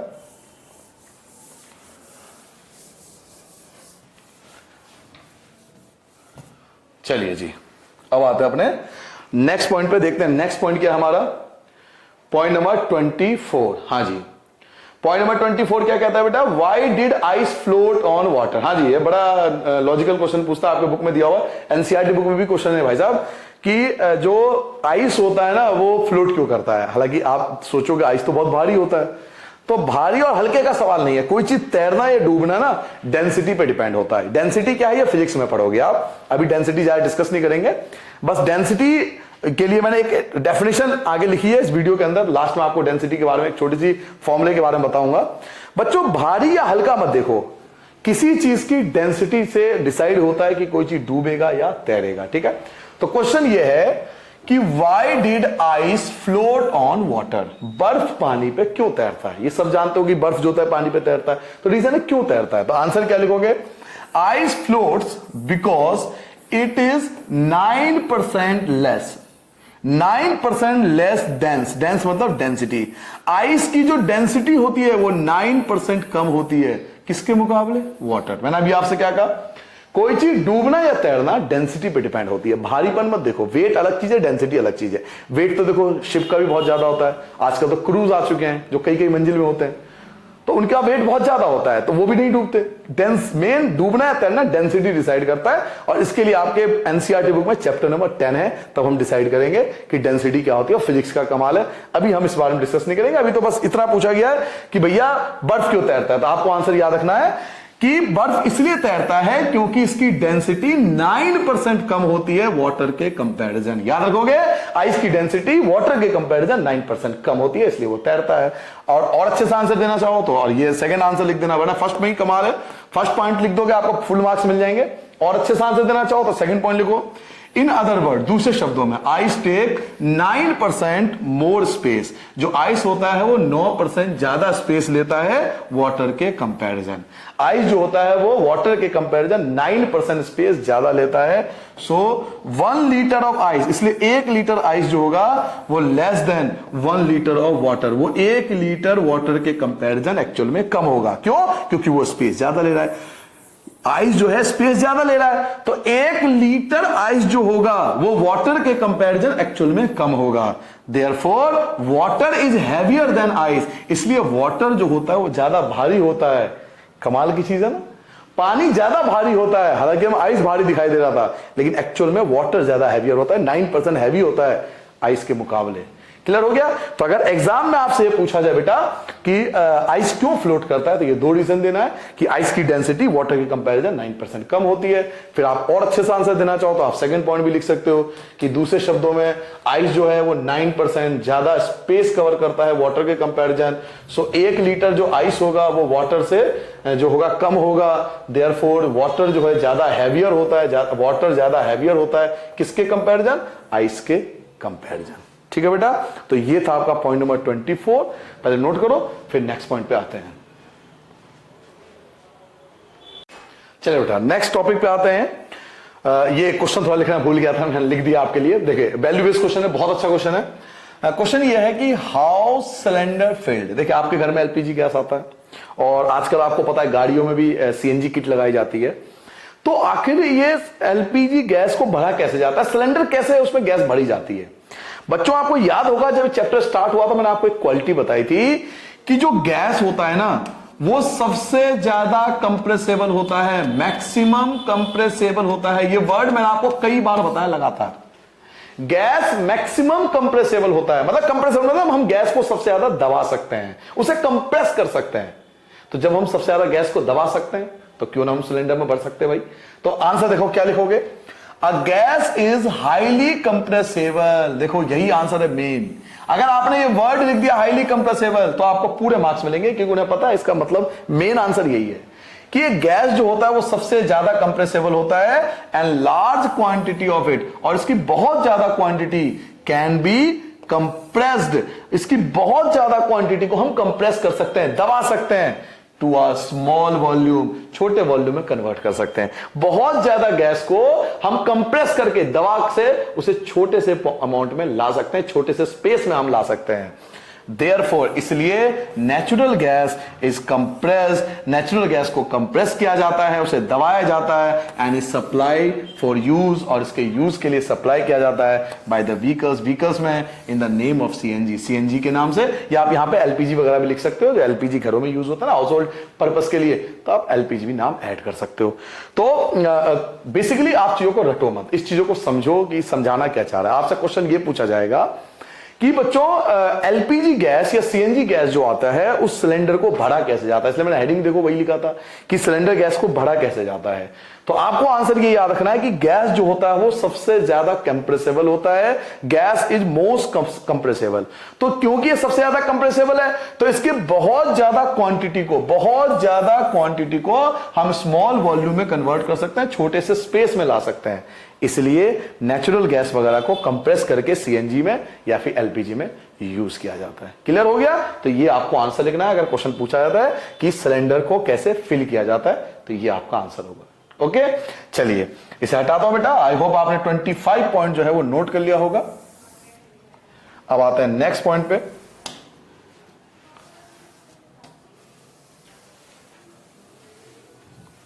चलिए जी, नेक्स्ट पॉइंट लिखो बेटा, पॉइंट नंबर 26। अब देखते हैं पॉइंट नंबर 26 क्या है। हाँ जी, सीएनजी और एलपीजी की फुल फॉर्म। और मुझे लगता है हर बच्चे को आता होगा, 8th क्लास में भी था सर जी, 9th क्लास में क्या पढ़ा रही है, तो हमें पता है।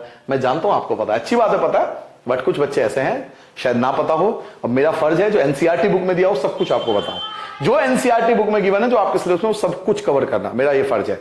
तो बेटा अगर एलपीजी की फुल फॉर्म आता है तो लिक्विफाइड पेट्रोलियम गैस, केवल फुल फॉर्म इस टॉपिक में। और सीएनजी की फुल फॉर्म है कंप्रेस्ड नेचुरल गैस। तो आपको आता होगा, बट 1 मार्क्स में पूछ लेते हैं कि सीएनजी और एलपीजी की फुल फॉर्म क्या है। तो मैंने 26 पॉइंट आपके लिए यही रखा है कि सीएनजी और एलपीजी की आपको फुल फॉर्म बता दो। ठीक है बेटा, तो ये भी नोट कर लेना, छोटा सा टॉपिक है, कोई इतना बड़ा इशू नहीं है, तो इस पे ज्यादा डिस्कस नहीं करेंगे, केवल हमें फुल फॉर्म याद करना था। इसके बाद आएंगे पॉइंट नंबर 27 पे। चलिए जी, पॉइंट नंबर 27 देखते हैं बेटा क्या है।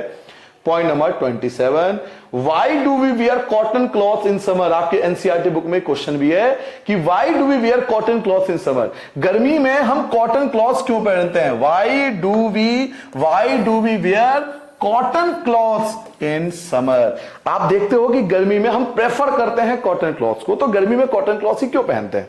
आप में से बहुत बच्चों को आंसर पता होगा। कॉटन जो होता है वो बहुत अच्छा ऑब्जर्वर होता है, वो ऑब्जॉर्व कर सकता है वाटर को, यानी हमारे स्वेट को, हमारे पसीने को। जो हमारा स्वेट होगा उसको इजीली एब्जॉर्ब कर सकता है कॉटन, इसलिए हम सबसे ज्यादा कॉटन क्लॉथ प्रेफर करते हैं। क्या केवल यही रीजन है, केवल एब्जॉर्ब करने के लिए हम पहनते हैं? नहीं, एक और रीजन है। कॉटन के अंदर एक और खासियत है, इसमें जो एब्जॉर्ब हुआ था ना, जो वाटर एब्जॉर्ब, जो स्वेट एब्जॉर्ब हुआ था, वो इजीली इवेपोरेट भी हो सकता है। तो एब्जॉर्ब भी हो गया एंड इवेपोरेट भी हो गया। तो एब्जॉर्ब की वजह से आपका पसीना निकल गया बॉडी से, कपड़े में आ गया, और इवेपोरेट के कारण आपको कूलिंग महसूस होगा। तो ये 2 रीजन है। कौन कौन से मैंने आपको रीजन बताया? एक तो ये अच्छे से एब्जॉर्ब कर सकता है, तो एब्जॉर्ब याद रखना है, और दूसरा ये इवेपोरेशन में हेल्प करता है। तो देखो आंसर क्या लिखा है, we should wear cotton clothes in summer. हमें समर में, गर्मियों में कॉटन क्लॉथ्स पहनना चाहिए, बिकॉज क्योंकि during summers we trend to sweat a lot, हमें बहुत ज्यादा पसीना आता है, एंड कॉटन फैब्रिक एब्जॉर्ब्स। देखो ये वर्ड है मेन।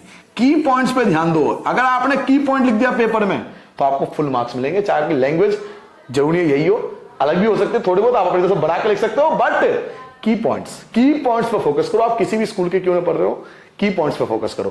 तो कॉटन क्लॉथ स्वेट को एब्जॉर्ब कर सकता है, this sweat, and help the body to cool down. Body को कूल डाउन करेगा ड्यू टू, देखो इवेपोरेशन आ गया सेकंड, ये देखो सेकंड आ गया इवेपोरेशन।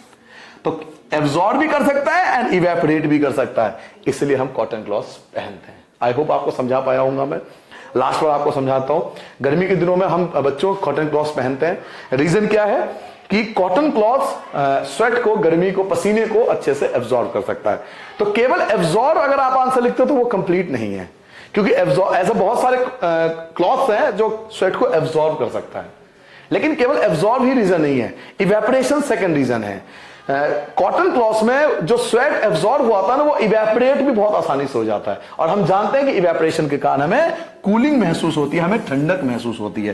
तो एब्जॉर्ब भी हो गया एंड इवेपोरेट भी हो गया, जिसके समय कूलिंग भी महसूस हुआ, इसलिए गर्मी के दिनों में हमें कॉटन क्लॉथ्स प्रेफर करना चाहिए। ठीक है बेटा, तो ये था आपका पॉइंट नंबर 27। नोट कर लिया सबने? आगे बढ़ जाए बेटा। चलिए कॉपी में नोट करते जाना बेटा, अपनी फेयर कॉपी में सारे बच्चे जो बैठे हो नोट करते जाना बेटा। इन्हीं में से आपका सारा पेपर आता है, आप किसी भी स्कूल के हो, मेन आप नोट करते हो सारे पॉइंट। नेक्स्ट पॉइंट पे आते हैं बेटा, पॉइंट नंबर 28। चलिए नेक्स्ट पॉइंट क्या है, सम की पॉइंट। जी हां, अब सम की पॉइंट क्या है, आपके सारे मेजर टॉपिक खत्म हो गए। 27 टॉपिक ये मेजर टॉपिक थे जो हमें खत्म करने थे, जो आपके बड़े बड़े क्वेश्चन बन सकते थे, वो खत्म हो गए। कुछ की पॉइंट्स आपके लिए लाया हूं मैं चैप्टर के लास्ट में, तो ये 28 हेडिंग डाल लेना, सम की पॉइंट्स के नाम से लिख लेना, सम की पॉइंट्स। कुछ बेसिक बातें आपको बताऊंगा जो छोटे छोटे कहीं पे छूट गए हैं, वो टॉपिक अब आ जाएगा। देखो इसमें, और ये सब चीजें याद करने की है, इसमें कुछ समझाने की चीज नहीं है, डायरेक्ट आपको याद रखना है, क्योंकि 1 मार्क्स में पूछता है। आपसे पूछा जाएगा the melting point of ice. Ice का मेल्टिंग पॉइंट क्या है, तो या तो 273.16 केल्विन बोलोगे, 273.16 केल्विन बोलोगे या फिर 0 डिग्री सेल्सियस बोलोगे, 0 डिग्री सेल्सियस। क्लियर हो गया? बताओ what is the melting point of ice? तो आंसर दोगे 273.16 केल्विन और 0 डिग्री सेल्सियस। ये था फर्स्ट पॉइंट। कुछ समझने की आवश्यकता नहीं थी इसमें केवल आपको याद करना है। ये की पॉइंट्स होता है जो हर चैप्टर के लास्ट में बताते हैं। कुछ ऐसे पॉइंट्स होते हैं इसकी हेडिंग नहीं बनाई जा सकती क्योंकि वो 1 मार्क्स में पूछा जाता है। नेक्स्ट क्या है? Boiling point of water. Water का बॉइलिंग पॉइंट बताओ तो 373 केल्विन या फिर 100 डिग्री सेल्सियस। क्या बोलोगे? वाटर का जो बॉइलिंग पॉइंट होता है या तो 373 केल्विन होता है या फिर 100 डिग्री सेल्सियस होता है। याद कर लोगे बेटा? 2 पॉइंट समझ में आ गया? जल्दी बताता हूं। बताओ मेल्टिंग पॉइंट बताओ आइस का तो 273.16 केल्विन या फिर 0 डिग्री सेल्सियस। बॉइलिंग पॉइंट बताओ वाटर का 373 केल्विन या फिर 100 डिग्री सेल्सियस। नेक्स्ट क्या है? डेंसिटी। मैंने आपसे प्रॉमिस किया था ना कि मैं डेंसिटी आपको पूरा तो नहीं समझाऊंगा बट फॉर्मूला जरूर बता दूंगा। डेंसिटी का फॉर्मूला होता है मास अपॉन में वॉल्यूम। डेंसिटी का फॉर्मूला क्या होता है बेटा? मास अपॉन में वॉल्यूम। आप ऐसे भी लिख सकते हो, मास अपॉन में वॉल्यूम। आप ऐसे भी लिख सकते हो, मास अपॉन में। तो डेंसिटी का फॉर्मूला याद रखना, मास अपॉन वॉल्यूम। 1 मार्क्स में पूछता है कि what is the formula of density, तो मास अपॉन में वॉल्यूम। मास का संबंध थोड़ा सा वेट से होता है, हालांकि मास और वेट में भी डिफरेंस होता है, फिजिक्स की बातें ये सब, बट मास का मोटे तौर पर अगर मतलब देखें तो उसका वेट से है और वॉल्यूम का संबंध स्पेस से होता है, जगह से होता है। तो मास अपॉन में वॉल्यूम, ये फॉर्मूला हो गया डेंसिटी का। 3 पॉइंट क्लियर हो गए बेटा। 4th पॉइंट पे आते हैं, the SI unit of pressure. Pressure का एसआई यूनिट क्या होता है? What is the SI unit of pressure? बच्चों प्रेशर का एसआई यूनिट होता है pascal. Pascal is the SI unit of pressure. What is the SI unit of pressure? That is the pascal. Pascal is the SI unit of pressure. याद रखोगे? What is the SI unit of pressure? It is Pascal. Pascal is the SI unit of pressure. तो 4 बातें आपको जल्दी से revise कर देता हूं। बताओ आइस का मेल्टिंग पॉइंट क्या बताओगे? 273.16 केल्विन या 0 डिग्री सेल्सियस। बॉइलिंग पॉइंट बताओ वाटर का 373 केल्विन और 100 डिग्री सेल्सियस। डेंसिटी का फॉर्मूला क्या होता है? मास अपॉन वॉल्यूम होता है। प्रेशर का SI यूनिट क्या होता है? तो पास्कल होता है। क्लियर हो गया? अब आते हैं 5th पॉइंट पे। अभी खत्म नहीं हुआ बेटा, अभी खत्म नहीं हुआ, अभी रुक जाओ थोड़ा सा, अभी कुछ की पॉइंट्स रह रहे हैं 2-4, तो वो भी कवर करा देते हैं। क्यों कोई रिस्क लें किसी क्वेश्चन के साथ? रिस्क नहीं लेना हमें। चलिए बेटा, तो नेक्स्ट पॉइंट पे आते हैं, पॉइंट नंबर 5। आपकी एनसीईआरटी बुक है तो आज घर पे जाके देख लेना। एनसीईआरटी बुक खोलना, पहले पेज पर स्टार्टिंग में आप देखना, पेज पलट के स्टार्टिंग में आपको देखोगे 3-4 पेज बाद आप देखोगे सबसे नीचे एनसीईआरटी में किसी एक पेज पर सबसे नीचे आप देखोगे आपको ये वैल्यू दिया हुआ है 1 एटमॉस्फेयर की वैल्यू, कि 1 एटमॉस्फेयर की वैल्यू कितनी होती है? 1 एटमॉस्फेयर की वैल्यू होती है बेटा 1.01 इंटू 10 की पावर 5 पास्कल। ये 1 एटमॉस्फेयर की वैल्यू है। ये कहां से आया? ये सब फिजिक्स में है। तो सर जी आप यहां क्यों पढ़ा रहे हो? आपकी बुक में दिया हुआ इसलिए पढ़ा रहा हूं। ये मैं फिजिक्स में भी पढ़ाऊंगा। ये पास्कल क्या है, डेंसिटी क्या है, प्रेशर क्या है, ये सब फिजिक्स के टर्म्स हैं। यहां पर आपको इसलिए पढ़ा रहा हूं क्योंकि आपके एनसीईआरटी बुक में ये टर्म्स यूज किए गए हैं। तो मैं नहीं चाहता कि मेरा बच्चा कोई पीछे रह जाए। यूट्यूब वगैरह होंगे, पूछ लेंगे आपसे, इसलिए आपको समझा रहा हूं। आप देख, आपके एनसीईआरटी बुक में देख लो, 3rd या 4th पेज पे ही होगा, सबसे नीचे देख लेना 1 एटमॉस्फेयर की वैल्यू लिखी हुई है। 1 एटीएम, एटीएम मतलब एटमॉस्फेयर। 1 एटमॉस्फेयर की वैल्यू होती है 1.01 इंटू 10 की पावर 5 पास्कल। ठीक है बेटा। नेक्स्ट क्या है? Point number 6। The space occupied by a substance is called the volume. Volume का मतलब क्या होता है? अभी बताया था, space occupied। ये मार्कर जितना स्पेस ऑक्यूपाई करेगा, पेन जितना स्पेस ऑक्यूपाई करेगा, वो उसका वॉल्यूम है। क्लियर हो गया? आपका बैग, आपका लैपटॉप, आपका कंप्यूटर, आपका मोबाइल जितना स्पेस ऑक्यूपाइड करेगा, स्पेस ऑक्यूपाइड का मतलब होता है वॉल्यूम। और वॉल्यूम का ऐसा यूनिट क्या होता है? स्टैंडर्ड इंटरनेशनल यूनिट क्या होता है? तो बेटा वॉल्यूम का स्टैंडर्ड इंटरनेशनल यूनिट होता है क्यूबिक मीटर। बताओ वॉल्यूम का ऐसा यूनिट क्या होता है बेटा? तो क्यूबिक मीटर, जिसे हम लिखते हैं मीटर की पावर क्यूब, मीटर की पावर क्यूब, इससे डिनोट करते हैं। क्यूबिक मीटर बोलते हैं इसको, क्यूबिक मीटर, और डिनोट ऐसे करते हैं मीटर की पावर क्यूब के रूप में। तो वॉल्यूम क्या होता है? वॉल्यूम होता है स्पेस ऑक्यूपाइड। वॉल्यूम का मतलब होता है स्पेस ऑक्यूपाइड, और वॉल्यूम का ऐसे मात्रक होता है बेटा cubic metre, metre cube. Clear हो गया? ये था आपका 6 पॉइंट। अब आता है 7 पॉइंट पे, force between particles of a matter. अच्छा, आपको याद होगा मैंने आपको कहा था कि जितने भी मैटर होते हैं उनके पार्टिकल्स होते हैं, एक दूसरे पे फोर्स लगाते हैं। तो जो फोर्स लगाते हैं उसका नाम क्या है? जो पार्टिकल्स एक दूसरे पे फोर्स लगा रहे हैं उसका नाम क्या है? उसे बोलते हैं बेटा इंटरमोलिकुलर फोर्स। क्या बोलते हैं बेटा? Intermolecular force. जो पार्टिकल्स एक दूसरे पे फोर्स लगाते हैं उसको बोलते हैं इंटरमोलिकुलर फोर्स। अच्छा, आपको किसी को याद है कि सबसे ज्यादा फोर्स किसमें था? सॉलिड में, शाबाश। और सबसे कम फोर्स किसमें लगा था पार्टिकल के बीच में? वेरी गुड, गैस में। याद है ना आपको, मैंने डायग्राम से समझाया था कि जो सॉलिड के पार्टिकल्स होते हैं, मैंने आपको बताया था सॉलिड के जो पार्टिकल्स होते हैं वो बहुत पास पास होते हैं, इसलिए इनका इंटरमोलिकुलर फोर्स ज्यादा होता है। लिक्विड के पार्टिकल्स थोड़े से दूर होते हैं, इसलिए इनका इंटरमोलिकुलर थोड़ा सा कम होता है।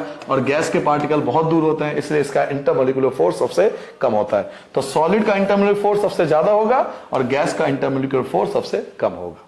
क्लियर हो गया? चलिए आगे बढ़ते हैं, अभी खत्म नहीं हुआ बेटा। ये था आपका 7 टॉपिक। अब आते हैं 8 पे। देखो 8 पॉइंट क्या है। चलिए जी, 8 पॉइंट क्या है बेटा? 8 पॉइंट है बेटा इंटरमोलिकुलर स्पेस। इंटरमोलिकुलर स्पेस क्या होता है? इंटरमोलिकुलर स्पेस क्या होता है? अच्छा, एक चीज तो याद होगा सबको, सबसे ज्यादा स्पेस गैस में होता है और सबसे कम स्पेस सॉलिड में होता है। आपने पढ़ा था, अभी भी बनाया था मैंने। सबसे कम स्पेस सॉलिड में होता है, लिक्विड में थोड़ा सा स्पेस ज्यादा होता है और गैस में स्पेस सबसे ज्यादा होता है। तो पार्टिकल के बीच जो स्पेस होता है, आपसे पूछा जाएगा जो इन पार्टिकल के बीच आप स्पेस है ना, उसको नाम क्या है? उसको बोलते हैं बेटा इंटरमोलिकुलर स्पेस। तो देखो आंसर क्या लिखा है? The space between the particles of matter. जो मैटर के पार्टिकल्स उनके बीच जो स्पेस होता है इज कॉल्ड इंटरमोलिकुलर स्पेस। उनको इंटरमोलिकुलर स्पेस कहते हैं। जो पार्टिकल्स के बीच स्पेस होता है ना बेटा, इसे इंटरमोलिकुलर फोर्स के नाम से जाना जाता है। चलिए 9 टॉपिक पे आते हैं बेटा। ये की पॉइंट्स है जो आपको लास्ट में नोट करना है अपनी तरफ से। एग्जाम में पूछा जाता है, ये छोटे छोटे 1-1 मार्क्स के लिए एग्जाम में पूछे जाते हैं। तो पॉइंट नंबर 9 पे आते हैं, ज्यादा नहीं है, खत्म होने वाला है। चलिए पॉइंट नंबर 9 क्या कहता है? चलिए पॉइंट नंबर 9 क्या कहता है? Solid can not be compressed. मैंने आपसे कहा था सॉलिड को आप इजिली, ये सॉलिड है, इसको आप इजिली कंप्रेस नहीं कर सकते। पूछेगा वाई? क्यों भाई, क्यों नहीं कंप्रेस कर सकता मैं इसको? इजिली क्यों नहीं कंप्रेस कर सकता? रीजन पूछेगा कि why solid can not be compressed. Solid को कंप्रेस क्यों नहीं कर सकते? तो आंसर क्या लिखोगे? Because the distance between the particles, क्योंकि इसके पार्टिकल्स के बीच जो डिस्टेंस होता है जिसे हम इंटरमोलिकुलर स्पेस बोलते हैं of solid is very less. अभी तो पढ़ा था कि सॉलिड के अंदर इंटरमोलिकुलर स्पेस जो होता है वो बहुत कम होता है। सॉलिड के अंदर इंटरमोलिकुलर स्पेस बहुत कम होता है, इस कारण हम इसे कंप्रेस नहीं कर सकते। तो देखो क्वेश्चन ये भी तो पूछ सकता था स्पेस किसमें ज्यादा है, स्पेस कम किसमें है? तो स्पेस सबसे ज्यादा गैस में है, स्पेस सबसे कम सॉलिड में, हम डायरेक्ट आंसर देते। लेकिन अगर सारे क्वेश्चन ऐसे पूछ लेंगे तो फिर साइंस नहीं रहेगी ना, ये तो सिंपल एसएसटी की तरह बन जाएगा। तो साइंस में यही कमाल है कि उसी चीज को थोड़ा सा वैल्यू बेस करके पूछ लेते हैं कि आप सॉलिड को कंप्रेस नहीं कर सकते। क्यों नहीं कंप्रेस कर सकते? तो आंसर दोगे सॉलिड में इंटरमोलिकुलर स्पेस जो होता है वो बहुत कम होता है। क्लियर हो गया? तो ये था आपका पॉइंट नंबर 9। अब आते हैं बेटा पॉइंट नंबर 10 पे। ये था हम सॉलिड को कंप्रेस नहीं कर सकते। अब आते हैं पॉइंट नंबर 10। चलिए बेटा पॉइंट नंबर 10 पे आता है। पॉइंट नंबर 10 देखो आपसे क्या कह रहा है? The particles of perfume. यहां परफ्यूम के पार्टिकल्स की बात हो रही है। परफ्यूम का जो पार्टिकल्स होता है in the incense stick mix on their on, उसके जो पार्टिकल्स होते हैं वो एयर के पार्टिकल के साथ मिक्स हो जाते हैं with the particles of around it, और उसके आसपास के जो एयर्स होते हैं उसके पार्टिकल्स के साथ मिक्स हो जाता है एंड स्प्रेड आउट, और मिक्स होने के बाद तुरंत ही फैल जाता है। Due to this spreading of the particle, इस स्प्रेडिंग के कारण, क्योंकि बहुत जल्दी एयर के साथ मिलकर फैल जाता है, we are able to get the smell even sitting at a distance, और अगर हम बहुत दूर भी बैठे हैं तो हमें उसके ओडोर, उसका जो सुगंध होता है वो समझ में आ जाता है कि परफ्यूम है। देखो आपके साथ भी कभी ऐसा हुआ होगा कि आप कहीं स्कूल में बैठे होंगे तो कोई बच्चा अगर परफ्यूम लगा के आता है तुरंत पता लग जाता है आज क्लास में कोई परफ्यूम लगा के आया है। तो कैसे पता लगता है? तो एग्जाम में ऐसे पूछते हैं कि परफ्यूम का जो ओडोर है, सुगंध है, वो दूर तक कैसे एकदम पहुंच जाता है। तो आपको बताना है कि बच्चों जो परफ्यूम का जो पार्टिकल्स होता है, परफ्यूम के जो पार्टिकल्स होते हैं वो अपने एयर के पार्टिकल्स के साथ मिक्स हो जाते हैं, और जैसे ही वो एयर के पार्टिकल के साथ मिक्स होता है वो तुरंत ही स्प्रेड आउट हो जाता है, फैल जाता है। इस स्प्रेडिंग के कारण जो उसके पार्टिकल्स होते हैं वो दूर तक पहुंच पाते हैं, जो अगर कोई दूर भी बैठा है तो उसको उसका ओडोर समझ में आ जाएगा। तो मेन इसमें यह है कि परफ्यूम का पार्टिकल एयर पार्टिकल के साथ मिक्स होकर स्प्रेड आउट हो जाता है। मेन आपको आंसर ये लिखना है, ठीक है।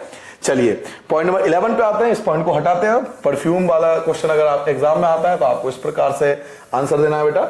अब आता है पॉइंट नंबर 11 पे, तो देखते हैं पॉइंट नंबर 11 क्या है। हाँ जी, ये क्वेश्चन लास्ट है आपका, लास्ट पॉइंट है, की पॉइंट्स भी लास्ट है और टॉपिक भी आपका लास्ट है, अंतिम पॉइंट है आपका।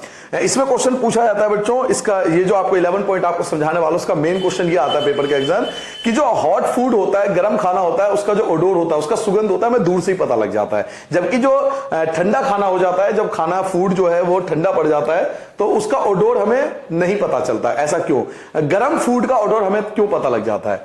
तो आंसर दोगे एज द टेम्परेचर राइजेस, जैसे ही टेम्परेचर बढ़ता है, यानी फूड का टेम्परेचर जब बढ़ेगा, पार्टिकल्स मूव फास्टर, जो पार्टिकल्स होते हैं बहुत जल्दी मूव करते हैं, because kinetic energy of the particles, क्योंकि पार्टिकल्स की जो काइनेटिक एनर्जी होता है वो इंक्रीज हो जाता है with the increase of temperature. जैसे ही टेम्परेचर इंक्रीज होता है बेटा, टेम्परेचर इंक्रीज के साथ, टेम्परेचर जैसे इंक्रीज होगा काइनेटिक एनर्जी बढ़ जाती है पार्टिकल्स की, और क्योंकि काइनेटिक एनर्जी बढ़ जाती है पार्टिकल्स की तो वो पार्टिकल्स बहुत दूर तक तुरंत पहुंच जाता है। इसलिए गर्म खाने का जो ओडोर होता है वो हमसे दूर से ही पता लग जाता है कि आज मम्मी ने हमारा कौन सा फेवरेट फूड बनाया है। तो ये आपके टोटल पॉइंट्स थे जिसमें हमने सारे पॉइंट्स भी कवर करे, फिर की पॉइंट्स भी कवर करे। फिर भी आपको ऐसा लगता हो कि कोई पॉइंट्स रह गया हो तो मुझे कमेंट सेक्शन में जरूर बताना कि कौन सा ऐसा पॉइंट्स है जो रह गया हो सकता है कि मैंने वो पॉइंट्स इंक्लूड ना करा हो, तो मुझे जरूर बता देना एक बार। कोशिश करूंगा कि नेक्स्ट वीडियो में आपको वो पॉइंट्स भी क्लियर कर दूं। आई होप आपको समझ में आ गया होगा बेटा, अच्छे से पढ़ना, ठीक है। फेयर कॉपी में पॉइंट टू पॉइंट नोट कर लेना, ठीक है। कोई चीज समझ में नहीं आए तो कमेंट करके जरूर पूछना। मैं नेक्स्ट वीडियो में कोशिश करूंगा आपके सारे प्रॉब्लम्स शेयर करूं आपके साथ, ठीक है बेटा। नमस्ते सबको।